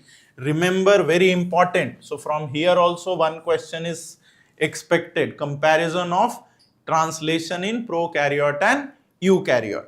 Then primary transcription, it is usually means if we say the primary transcript means after transcription the RNA which is formed, it is functional directly, means directly it acts as mRNA, but here it is hnRNA which will undergo modification and then it will become mRNA. So these are the basic difference between prokaryotes and eukaryotes. This is the tRNA. tRNA is also called adapter molecule. Why? Because on one hand it has amino acid which join to which end? 3' end. On the other hand it has anticodon. Question will be asked, anticodon is present on tRNA, codon is present on mRNA, right? So here few concept you just go through it. What is a initiator tRNA? Initiator tRNA. Initiator tRNA. So initiator tRNA will always go and bind to AUG. So this is the codon. And what will be the anticodon? UAC. This will be the anticodon of initiator tRNA. What will be the amino acid of initiator tRNA? So it will be, right, methionine will be the amino acid. Then there is a charging of tRNA. What does charging of tRNA include? So it require amino acid and it also require ATP, right? So a charged tRNA will have amino acid attached to it. this charged tRNA will help in translation, right? This translation, so there is one transcriptional unit and there is a translational unit. Translational unit start from AUG and it ends at stop codon, right? So if I ask you, is untranslated region is a part of translational unit? No. UTR is not a part of translational unit, because in NCERT very clearly given translational unit start from AUG and it stops at UAA. So this is the part of translational unit, right? Now in translation what actually happened? So again the same thing, that the start codon, initiator tRNA will come, another tRNA will come, amino acid will get transferred, peptide bond will be formed, and then ribosome will move, and with the moving of ribosome there will be elongation and then there will be a termination. So there also there is initiation, there is elongation, and then there is termination, right? So in the initiation is by binding of initiator tRNA, binding of initiator tRNA. In the elongation what will happen? In the elongation there will be a formation of amino acid. Amino acid means peptide bond, formation of peptide bond between the amino acid and translocation of ribosome. Translocation of ribosome. Then comes the termination. So in termination what will happen?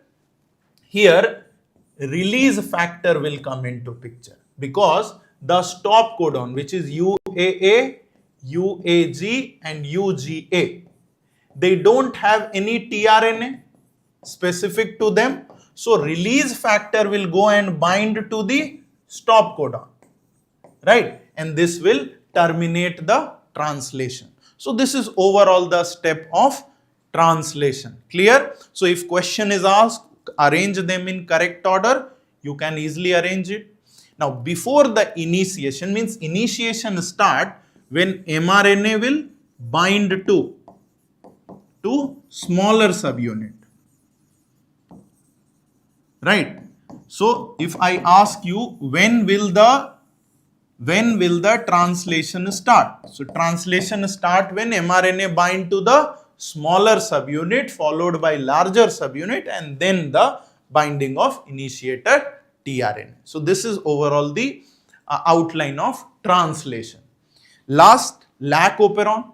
So in lac operon what we see, that lac operon is when the inducer is absent. So here some basic questions are asked, that when inducer is absent what happens? So repressor goes and bind to the operator and no transcription, right? No transcription when repressor bind to operator in the absence of inducer. And when inducer is present, the repressor become inactive, and this inactive repressor cannot go and bind to the operator. So there is translation happen. From the structure some questions are asked. How many promoter? How many operator? How many structural genes are there? 3 structural genes here. Now, which one is constitutive gene? So, repressor, or this repressor gene is the constitutive, or you say I gene. I gene is the constitutive gene, means always expressed, right? And these genes are regulated genes. Now, because it is controlled by repressor, so it is called negative regulation. Negative regulation. Can a Can a lac operon be under positive regulation? Yes, lac operon can be under positive also, or also and negative also, but with help of repressor it is under negative regulation. With help of glucose it will be under positive regulation. So if question is asked, lac operon can be positively regulated or negatively regulated, both possible, but with the help of repressor it is negatively regulated. Clear? So this is all about the lac operon. So with this the molecular this part is completed.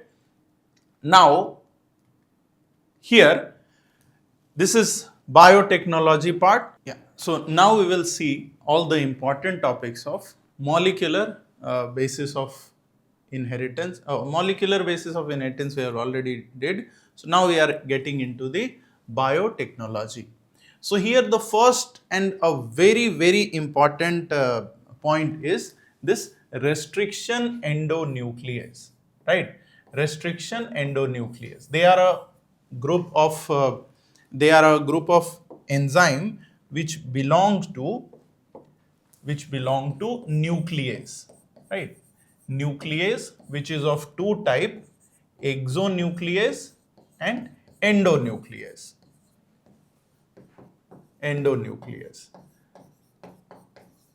Then here remember in NCERT the first line is given that this in bacteria it was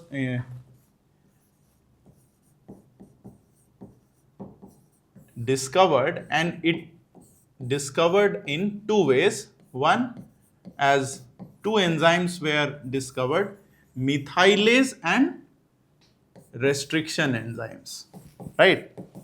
Restriction enzymes, why it is called? Because it prevent the growth of bacteriophage in bacteria, right? Now exonuclease cut the DNA from the end, and endonuclease cut at a particular site, and that site is called restriction site. As you can see here, this is about one enzyme called EcoR1, right? In this EcoR1, so there are many points related to restriction endonuclease. So first is introduction, which class of enzyme it belonged to. So it belongs to nuclease. Then it was discovered in bacteria, which inhibits the growth of bacteriophage. That's why it is also called as restriction enzyme. These nuclease cut the DNA. That's why it is also called as molecular seizure, right? Molecular seizure because they cut the DNA.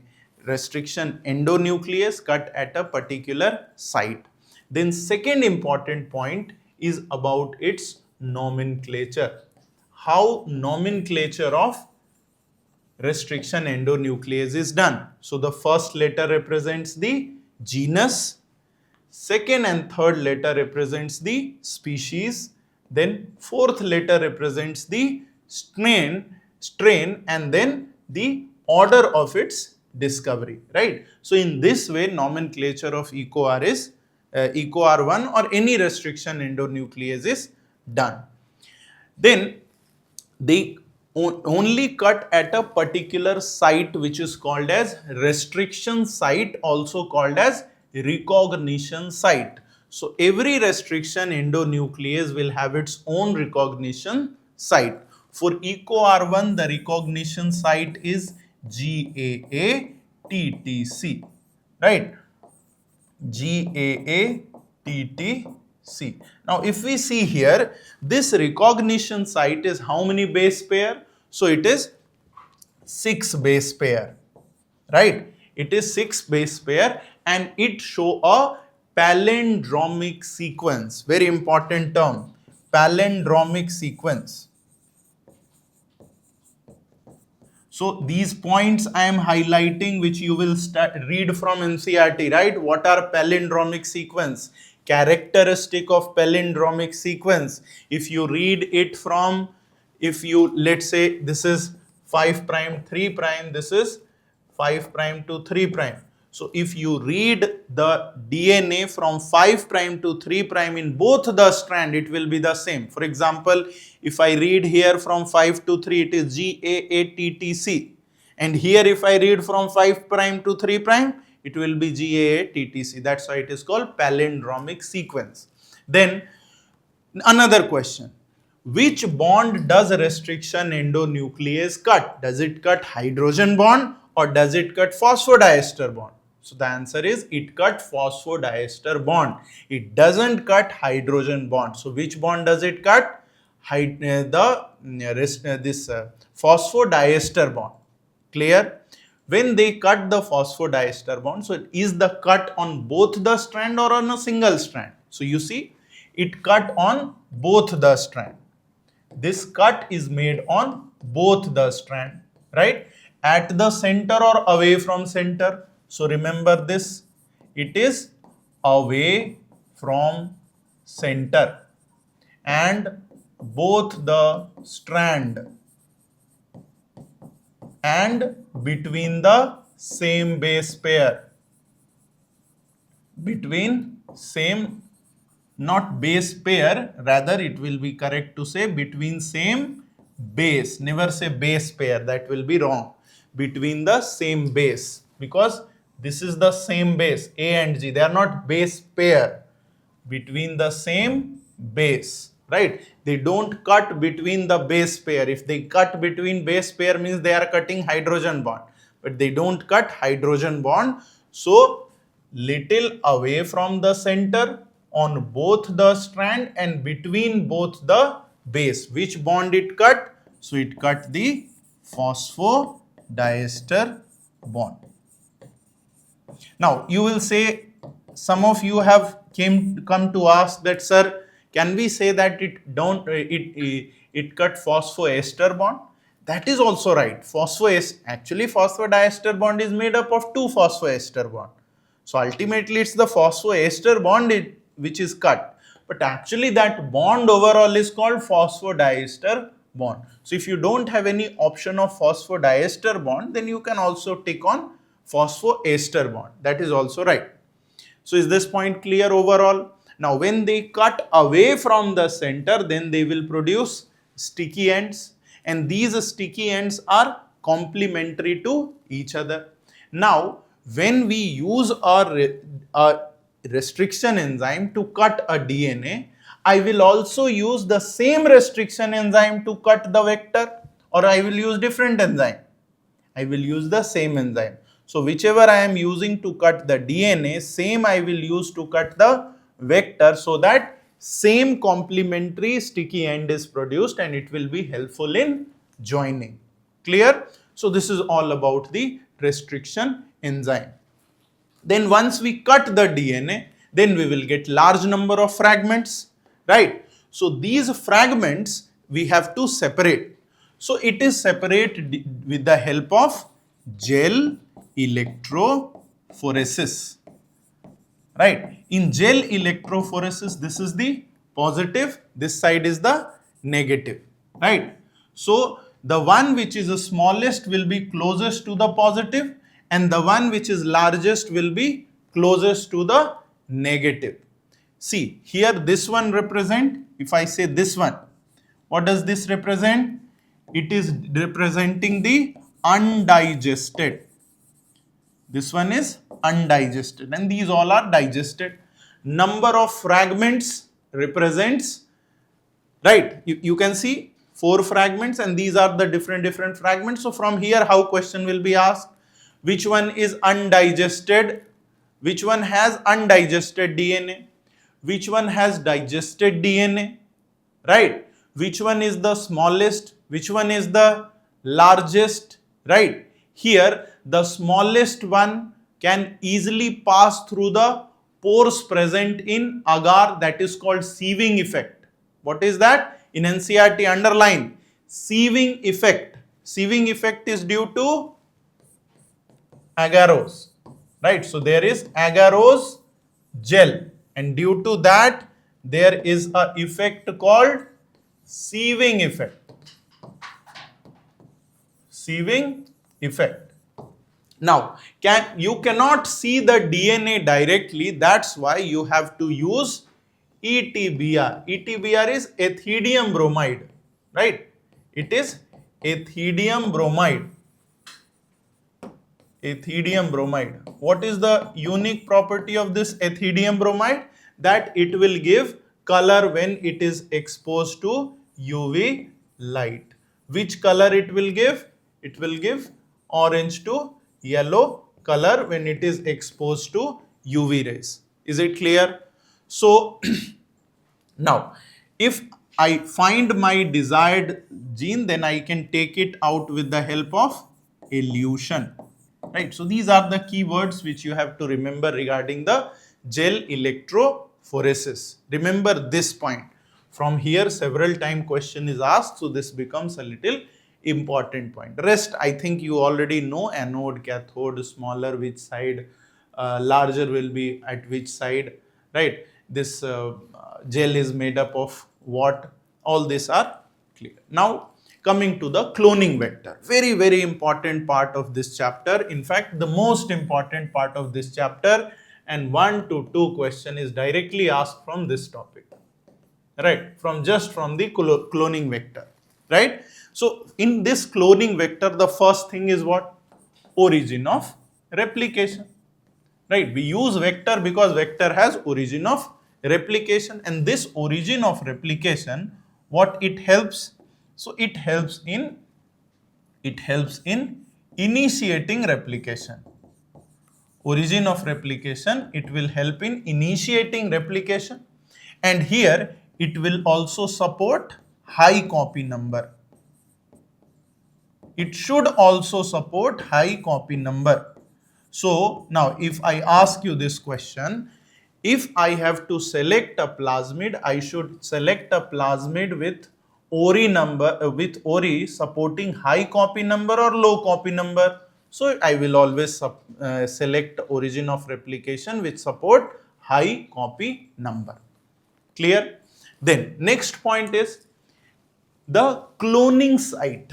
Cloning site is also called as the restriction site. Now see the diagram and tell me how many cloning sites are there. How many cloning sites are there?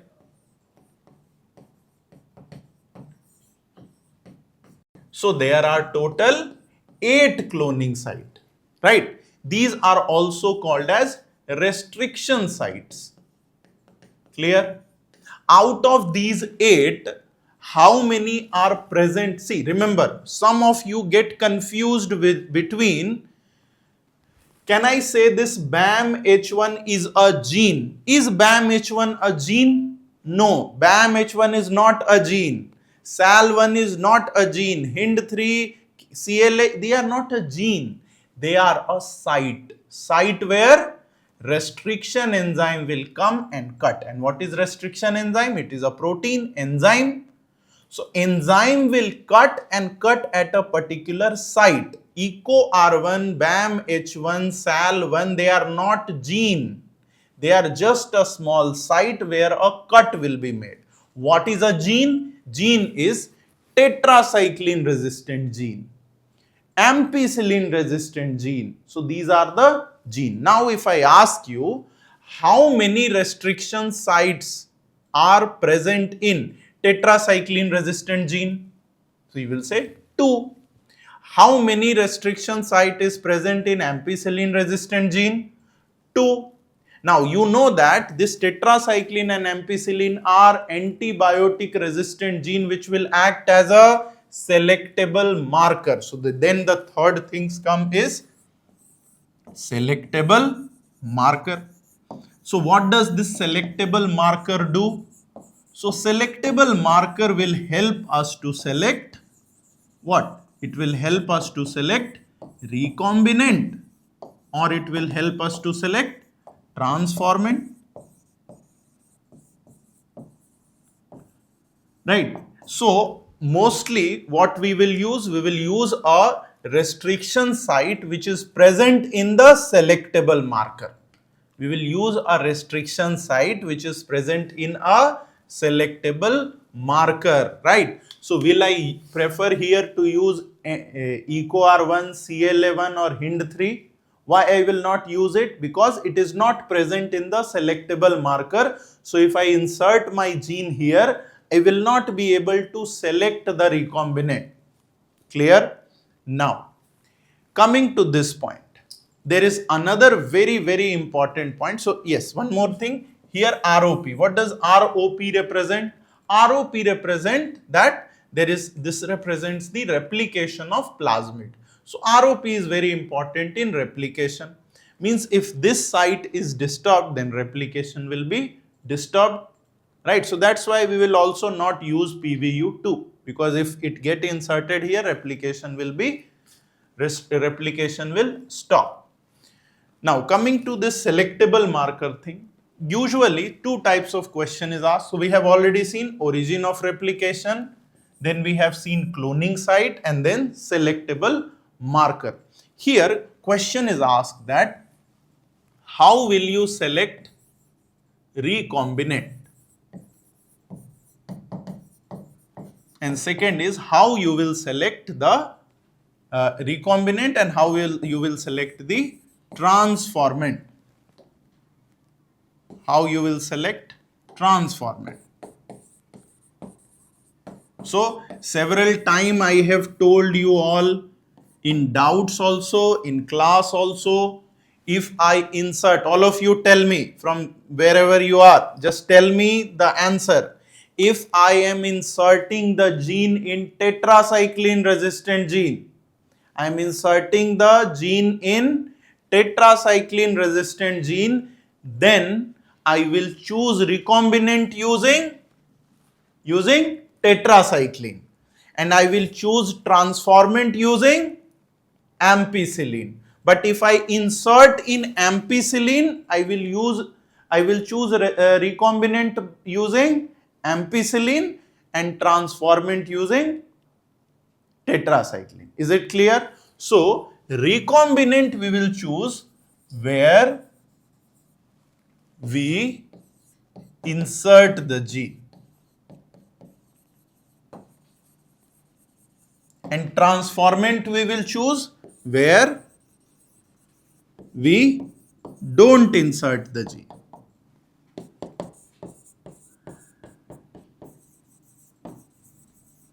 Means I will use ampicillin to select transformant if I insert the gene in tetracycline. I will use tetracycline to select the transformant if I insert the gene in ampicillin. So this is a very simple trick to memorize. Is it clear? So recombinant and transformant, how you will select, from here you can clearly say. Then here we are talking about antibiotic resistant gene as a selectable marker.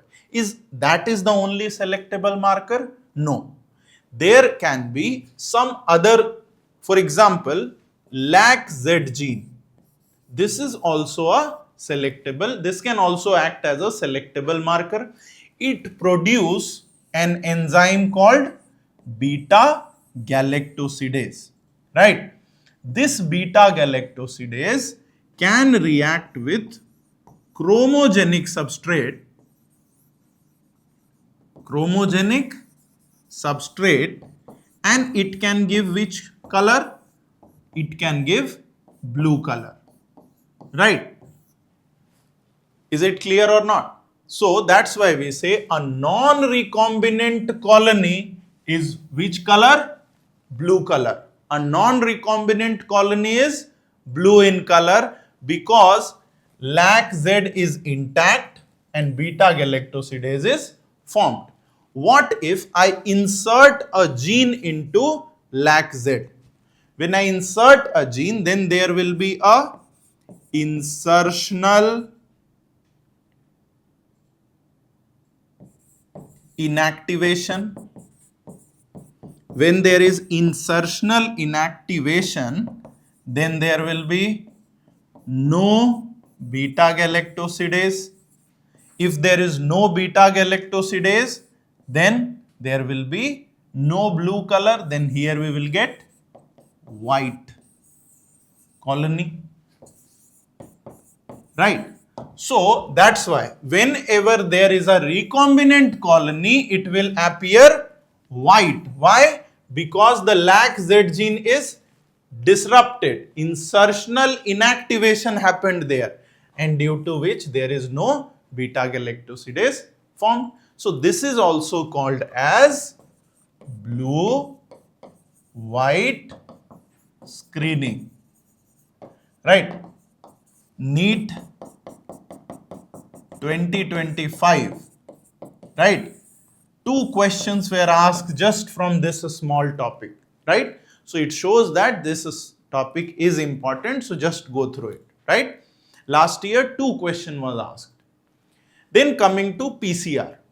PCR, so if you want to make PCR is just like a copy machine, right? Photocopy machine, where you insert 1 page and you can get 1000 page if you want. In the same way, if we have one DNA and if you want to make millions of such DNA, so we will use PCR. Now in PCR, first step is denaturation. So denaturation is done at high temperature, right? 92 to 94 degrees Celsius. So both the strand will separate, so hydrogen bond will break. There is no helicase required here. Heat will itself break the hydrogen bond. Now they are separated. Then the second step is annealing. Annealing means binding of which primer? RNA primer or DNA primer? So binding of RNA primer. Binding of RNA primer. So here, how many types of primer are required? So there are 2 types of primer required. 2 types of primer. One for each strand, right?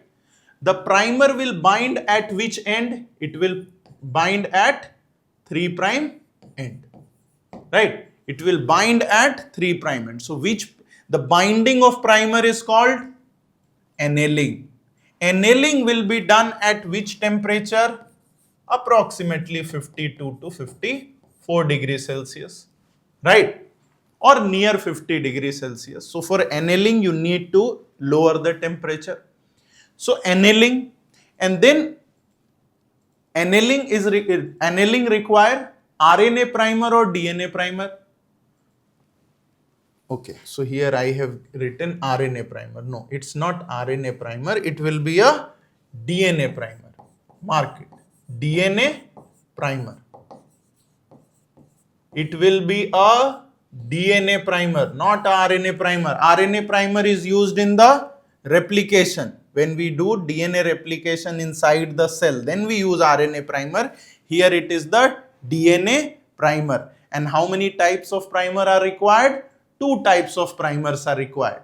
These primer will go and bind to which end? It will go and bind to the 3' end. So once again I will clearly write, no confusion, it is DNA primers. It is DNA primer. And then once the primer bind, then comes the third step, that is extension. In extension, what happen? Addition of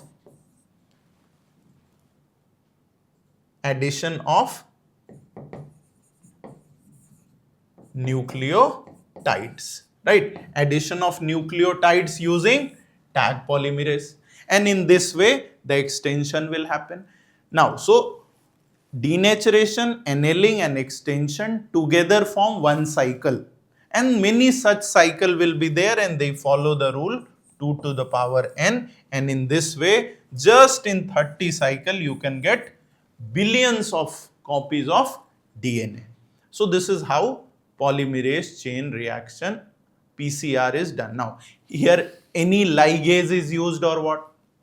No ligase is used, no helicase is used, right? DNA polymerase is used, but that also is of very special type of DNA polymerase, that is called tag polymerase. From where we get tag polymerase? Thermus aquaticus, TAQ, right? Means T for thermus, AQ means aquaticus. Thermus aquaticus, right? Tag polymerase. It is a thermostable enzyme which can survive at a very high temperature. You can see PCR take place at a very high temperature. So this is all about PCR. Then application part. So two very important applications are there from where question is asked. Development of BT cotton. BT cotton, right? So in this BT cotton, simple topic, but let's understand it visually. See, we have a bacteria, right? Bacillus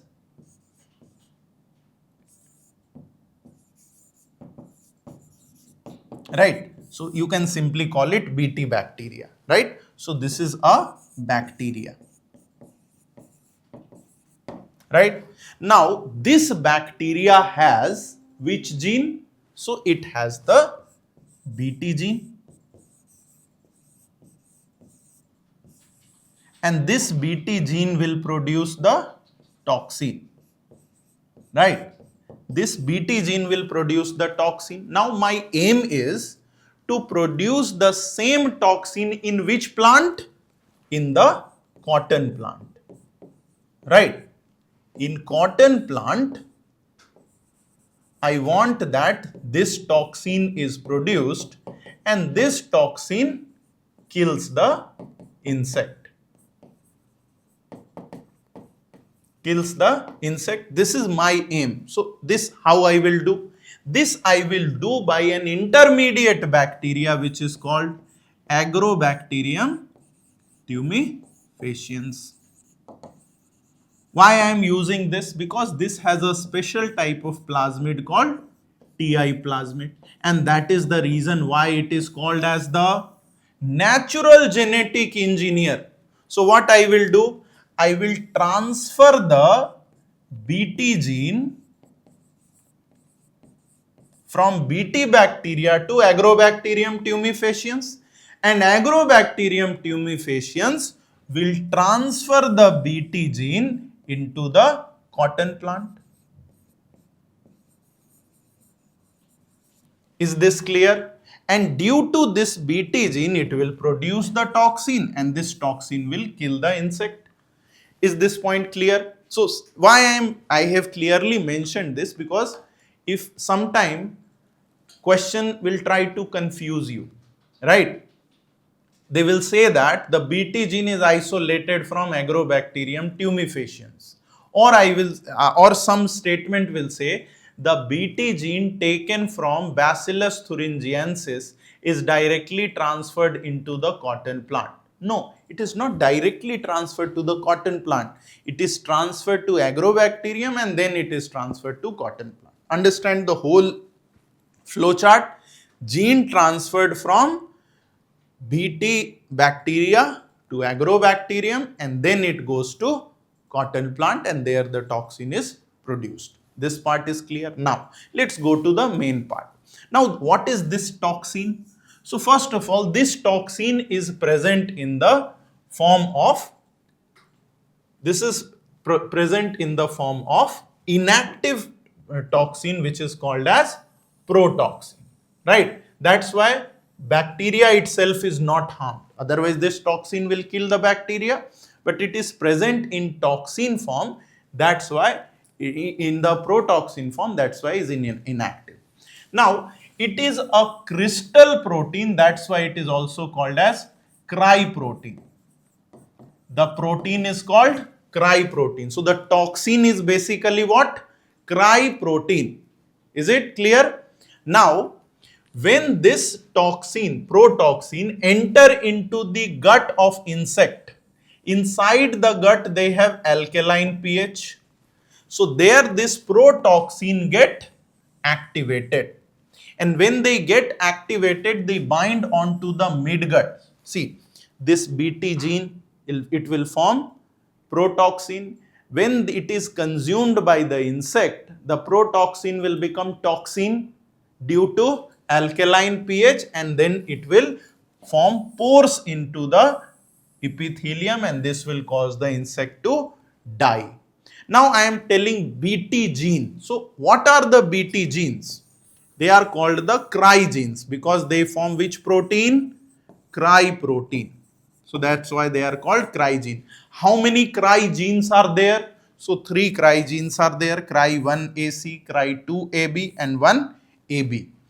Which gene is responsible for cotton bollworm and which gene is responsible for corn bearer elimination? Keep it in mind. This part is very, very important, right? So again, I am asking you in terms of question. From here, question will be asked that how many genes are responsible for forming cry protein? You will say 3 genes, right? In corn borer, how many genes will form cry protein? So you will say cry1AB, 1 gene. In cotton bollworm, 2 cry genes are there, cry1AC and cry2AB, right? Then why bacillus bacteria itself don't get killed? Because it is present in the form of protoxin. How this protoxin get activated? By the alkaline pH of the gut. What it does after activation? It will form pores into the gut of epithelium and it will kill the insect. And these are the different categories of insect which cause harm to cotton.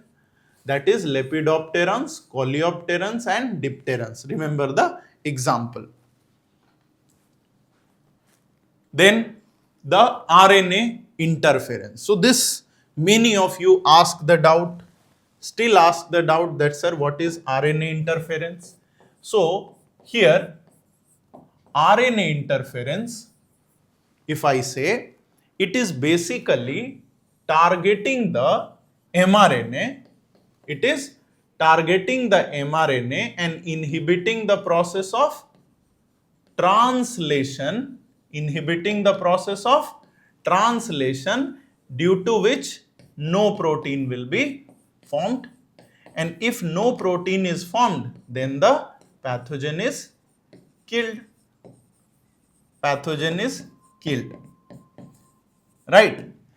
This process is done by using a specific RNA which is called siRNA, small interfering RNA, which will go and bind to the mRNA, forming the mRNA as double-stranded mRNA, and this will kill the pathogen. So question, what is the target? mRNA is the target. Which process is inhibited? Translation is inhibited.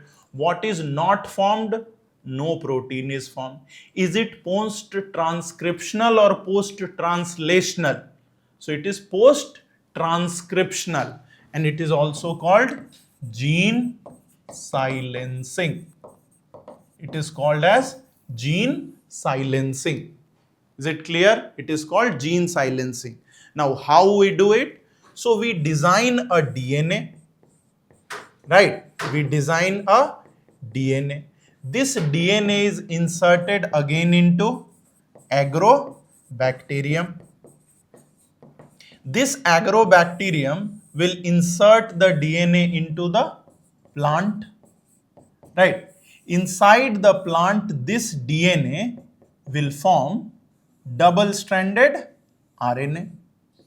And this double-stranded RNA will form siRNA. First, this double-stranded RNA will enter into the nematode. When nematode will attack the plant, then it will enter into the nematode, and there this double-stranded RNA will form what? It will form small interfering RNA, and that will cause this process. Understand? So overall here, what is the name of the nematode? Name of the nematode is Melodygyne incognitia. Where it affects? So it affects root of tobacco plant and it reduces the yield. Now RNA interference is interfering the mRNA and preventing translation. So this occur in all eukaryotes as a cellular defense. Here what we make? We make a double-stranded RNA which is complementary to target mRNA. And then due to that, it will block the translation, and that's why it is called as gene silencing. Never say it is a gene regulation, it is a gene silencing, right? And what is the source of the double-stranded DNA? RNA virus or transposon, which is mobile genetic material. Is this point clear? So this is RNA interference. Question is asked from here. So remember, from this or this, one question is fixed, right? One question is always asked either from RNA interference or from the Bt cotton. This Bt cotton is slightly more important as compared to RNA interference. But yes, regularly they are asking question from Bt cotton. That's why we can expect a question from RNA interference, right? So this is about the all the chapters of second year. Now here, unusually, many of you ask doubt from sewage treatment plant, right? So here in sewage treatment, although it is not very important from question point of view, but yes, many of you have doubt. So I am quickly explaining it. See, there are 4 tanks in this. One is called primary settling tank, primary settling tank, right? Then second tank is called the aeration tank, aeration tank. Then in aeration tank, after that is the secondary settling tank, secondary settling tank, and then is the anaerobic sludge digester.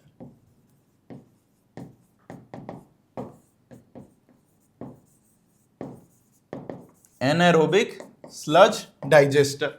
Now if you see primary settling tank, so this is the primary treatment. Primary treatment. So here just the physical treatment happen. Physical treatment here means only filtration and sedimentation. So here the sediments and filtrates will be settled down, and the effluent goes to the effluent from the primary tank will go to the secondary treatment. This all the 3 tanks are in secondary treatment.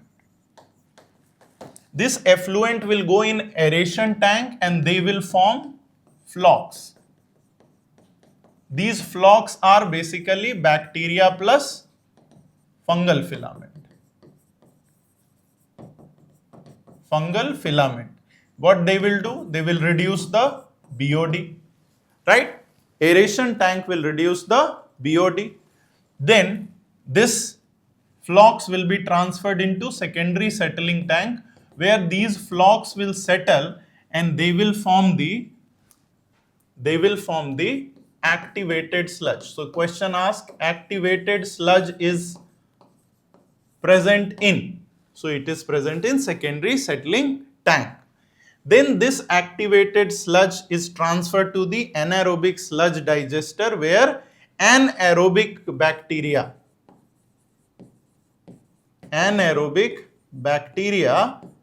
will digest the activated sludge, and because they digest the activated sludge, so it will release biogas. So here which bacteria will be present? Methanogens are present.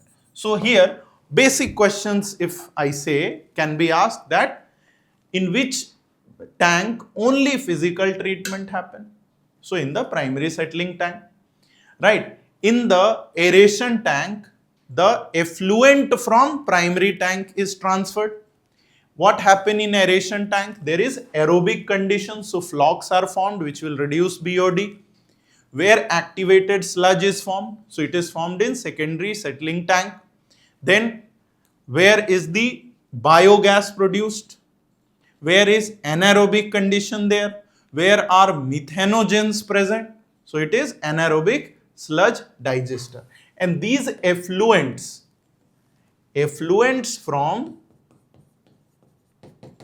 from secondary tank or secondary treatment, it is discarded in water.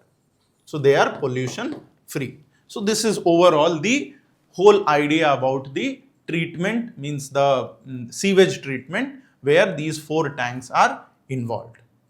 Clear?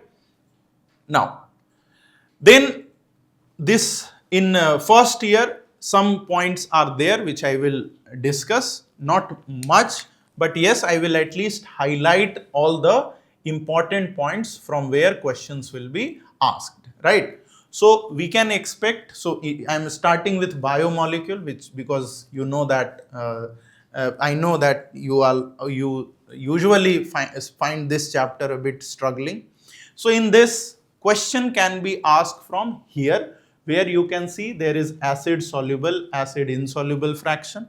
But here there are many related topics. For example, if I say in acid insoluble fraction, what is present? So in acid insoluble fraction, mostly macromolecule is present, but there is a micromolecule which is lipid, which is present. Lipid is a micromolecule present in insoluble fraction. In the acid soluble fraction, what is present? Micromolecule is present. Micromolecule is present, right? Then there is a, then in class also I have given this table that micromolecule should be less than 1000 Dalton, right? Macromolecule should be, it should be greater than 1000 Dalton. Then lipid should be less than 800 Dalton. Macromolecules like protein, carbohydrate and nucleic acid, they should be greater than 10,000 Dalton. They should be greater than 10,000 Dalton.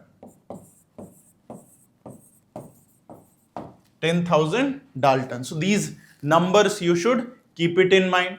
Then there is concept of primary metabolites and secondary metabolites, right? So here mostly they ask question from examples, right? Primary and secondary metabolite, mostly question is asked from example. So from here, one question is fixed from this table, usually question is asked. And some more examples are given in the text part that you go. In class also I have told, remember this table, very important, question will be asked. Then one question will be asked from these diagrams. Any of the diagram they can ask the question from the amino acid or from the fatty acid, lipid or the nucleotide, nucleoside. So from here one question is fixed. So go through all these diagrams very carefully, right?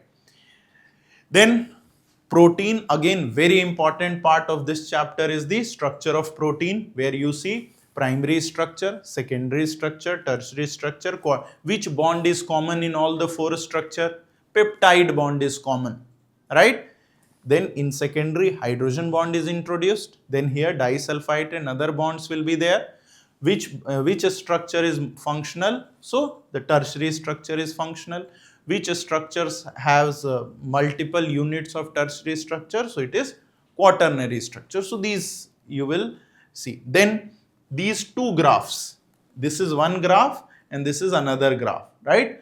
Out of these 2 graphs, any of the one graph will be asked, means I am talking about this graph, this one or this one.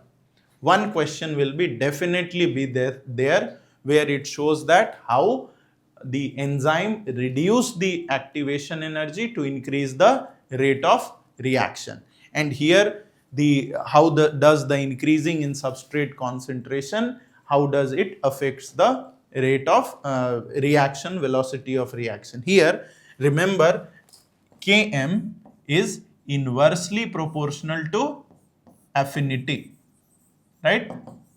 Affinity. Grand test question was also there, that if Km value increases, means the affinity is decreasing, Km value decreases, then the affinity is increasing. So Km and affinity have this inverse relationship. Clear? So then temperature, pH, they show the bell-shaped graph. Optimal pH, optimal temperature will be required. So from here one question will be there. Then of course glycolysis, very important topic. In this glycolysis, this step is very important, specifically this step, right?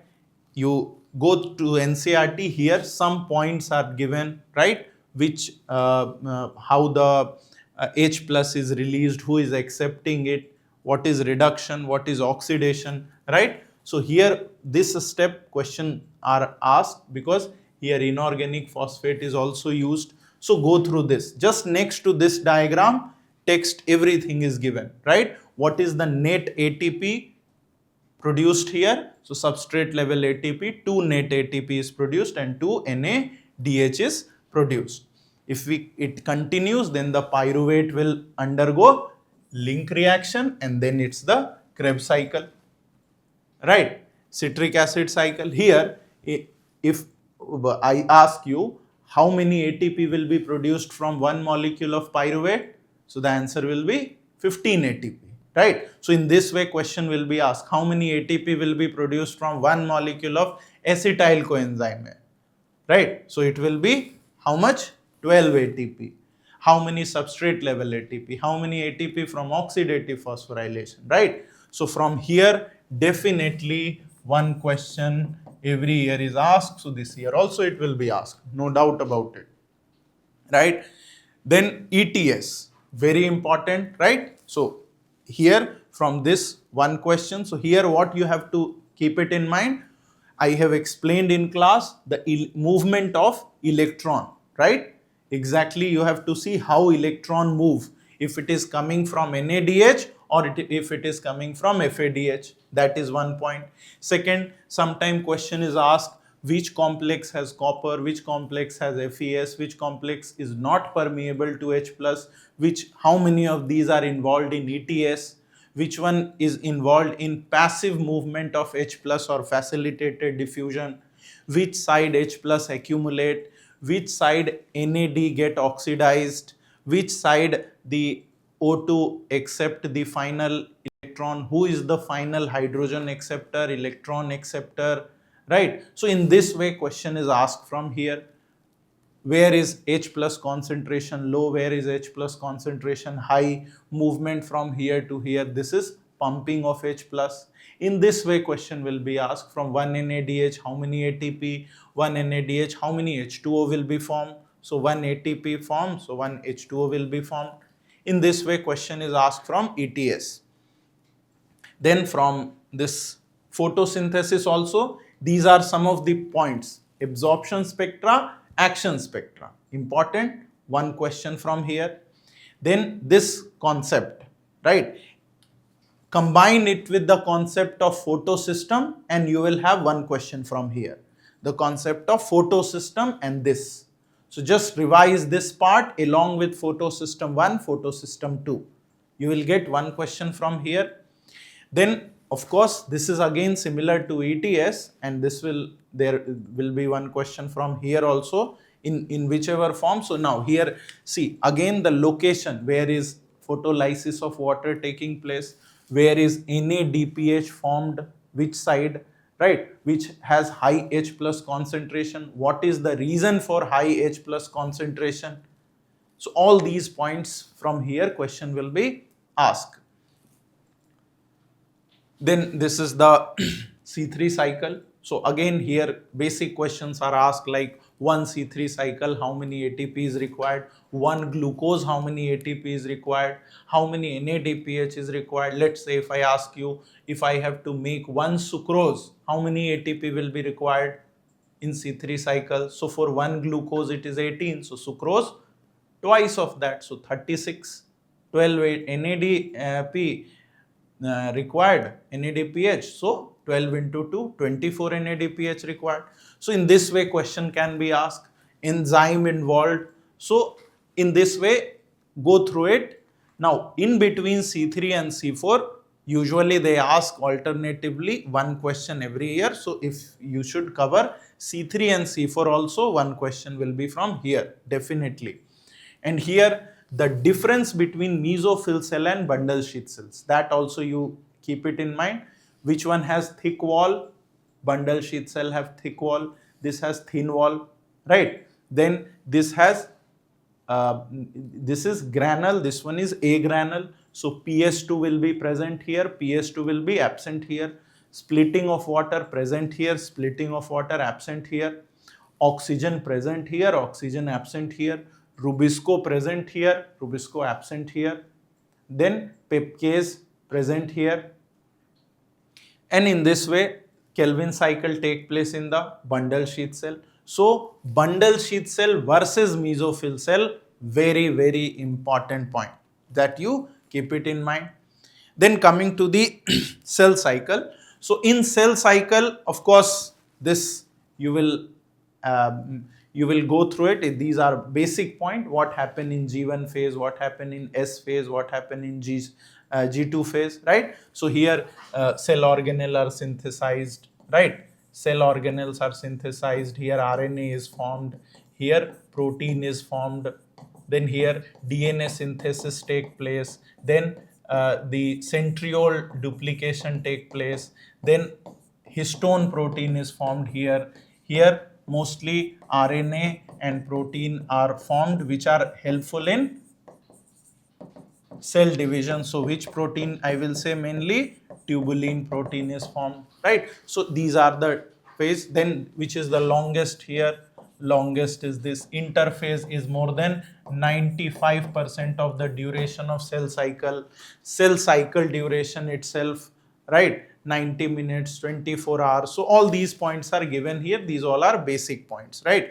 So here mainly I will focus on this point where you are a bit confused. For example, you always get confused in this point. Now here what happened? Number of DNAs, number of chromosome is 2n and DNA content is 2c. 2n, 4c, right? Then it become 2n, 4c. Here 2n, 4c. Metaphase 2n, 4c. Anaphase what it will become? 4n, 4c. And then in telophase it will become 2n and 2c. Here telophase and cytokinesis I am taking together, right? So that's why I am writing. If I take them separately, then telophase again 4n, 4c, and then it will become half. So now this will help you to find out the number of DNA, DNA content, etc. in different phase. For example, if I say if a cell has 32 chromosome in G2 phase, how many chromosome it will have in anaphase, right? Such questions are asked and you find it difficult. So this table will help you to answer every time. So in G2 if it is 32 means 2n is 32, so 4n will be double of 32, so you will say 64, right? In this way you can answer.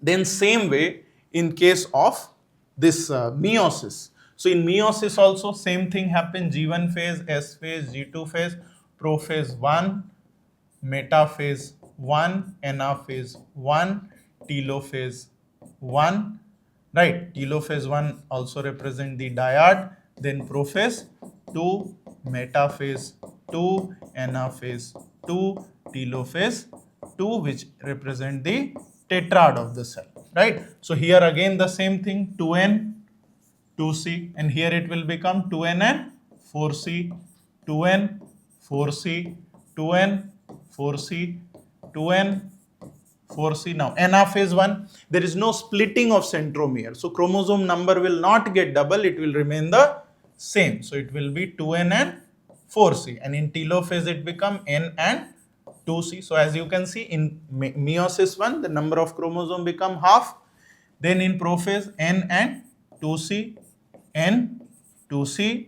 In anaphase 2, there is a splitting of centromere, right? So, splitting of centromere, so it become 2n and 2c, and finally here n and c. Now, this will help you to tell, if we see in dyad, number of chromosome in dyad and tetrad is the same.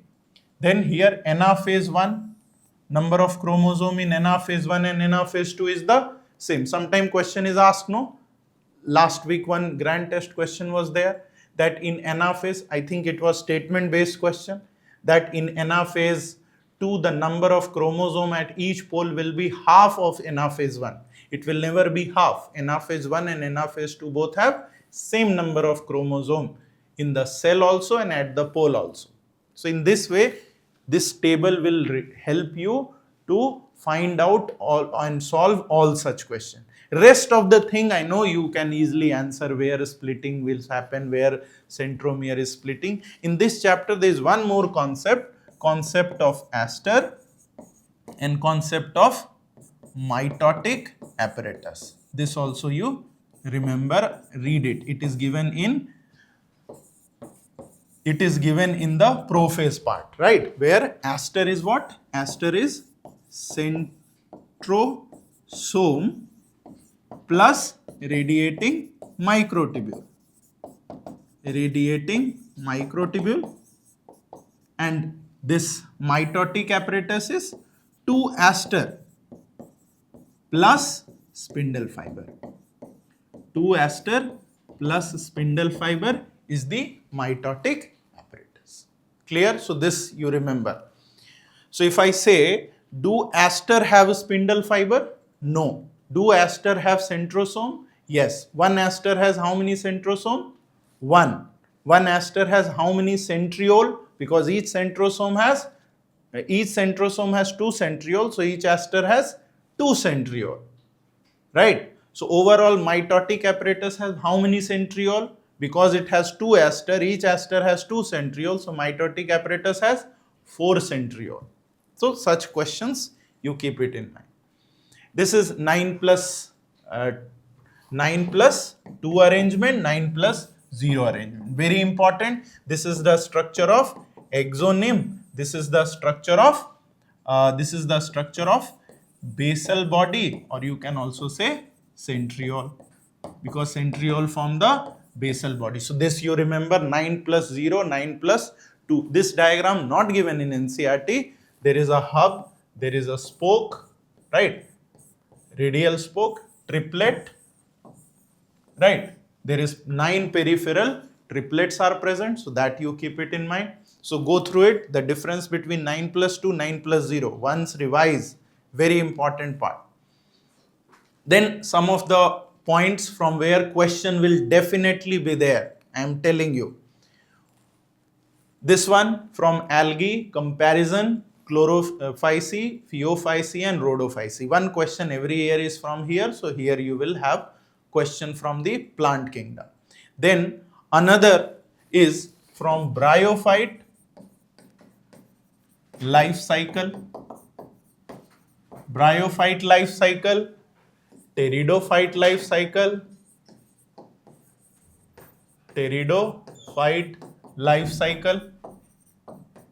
and another one is gymnosperm life cycle, right? See, last year from life cycle 2 direct questions were there, right? So from these 3 life cycle, we have to expect that at least one question definitely this year will be there from bryophyte or pteridophyte or from gymnosperm. But between gymnosperm and pteridophyte, there is very high chances, because pteridophyte and gymnosperm are a bit confusing, right? So just go through this gymnosperm and this pteridophyte life cycle. In pteridophyte also, what is more important? See, prothallus. Prothallus, very important. Then precursor of seed habit. Precursor of seed habit, very important, right? Prothallus, character. Then here class, they are divided into 4 class. Their examples are important. Then why they are called as independent alternation of generation. These all concept you just go through once, right? In class I have given you a very detailed life cycle diagram, right? So just follow that diagram where I have given everything, where water is required for fertilization, which part is haploid, which part is diploid. Question will be there that in pteridophyte, among the following, which are haploid, which are diploid. Same way in bryophyte also, one very important is mosses versus liverworts.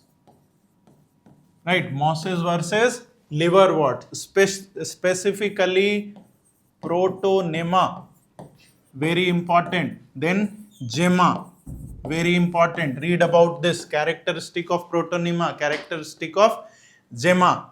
So at least there are 5 differences between mosses and liverworts, right? In class I have given you list of table 5. So just go through it. Very important. Then pteridophyte already done. In gymnosperm, see, the vegetative characters are fine, root, stem, leaf, you can easily remember. The main point which confusion come when gymnosperm life cycle is there. So this life cycle also I have told you, specifically the megasporangium in which the nucellus are present, right? One of the nucellus become megaspore mother cell. Then these megaspore mother cell form 4 megaspore, right? 4 megaspore it will form, out of which one will. So in this way you have to see the specifically the female gametophyte character. Tell me, female gametophyte is unicellular or multicellular? Of course it is multicellular. It has how many archegonium? It has 2 or more archegonium. Each archegonium has how many egg? Each archegonium has single egg, right? These all points are given there. Then the pollen grain is formed. Then pollination take place by wind. It forms pollen tube, right? And this pollen tube will fertilize the egg and then it will form the sporophyte. So these points you just go through it. Then the simple characteristic of gymnosperm: seed coat absent, flower absent, fruit absent. Then from this, first comparison, second comparison and third comparison. Any of these comparison based question, every year one question is asked. Either they will ask root, stem or leaf. If they ask leaf, very easy. Then if they ask root, still easy. In stem, some points, more points are there. So here you need to be a little more cautious. So remember this, but in any of these 3 you will get one question in exam. So keep ready with this. Another thing is, another question will be from either from the vascular tissue system, mark it all, vascular tissue system, or from the epidermal tissue system. Epidermal tissue system. One question from here also, they ask alternatively, randomly. So here also you will have one question from here. Then these are some of the important points from where probable questions are there. Specifically this is one of the most favorite diagrams of NEET. Every alternate year or in 1-2 year they will ask this diagram. So keep it in mind. Then droop fruit, very important, right? Then here This is the most important diagram. In class also I have said every year they ask, this year also they will all ask question from here. But overall, in this, among this, these are the most important and their favorite topic from where they ask this inflorescence, or from estivation, or from placentation, or from the position of whorls in the flower. One question is fixed here. Then in Protista also one question, Monera, fungi, one question. So overall from these three they ask every year 2 questions, right? So just prepare yourself for Protista, Monera and fungi also, 1 question each. Yeah. So now, so this was overview of the entire thing. See, first year portion comparatively easy because you just have to read and just you understand everything. Second year I have taken more time because that number of tricky topics there are more. In first year it just simply explanation, you read, you will get it, not much of a problem. So overall now I have given you an idea that whatever we have today discussed and whatever topic I have said, very clearly you can get around 30 questions, right? It doesn't mean whatever topic I have not mentioned, you will not touch it. Definitely you have to touch that also. Just I am telling that these topics you pay a little more attention because every year or alternate year questions are asked from these topics. So these become very, very important topics. So that's it in this session. So you all believe in yourself, keep on executing whatever you are doing, right?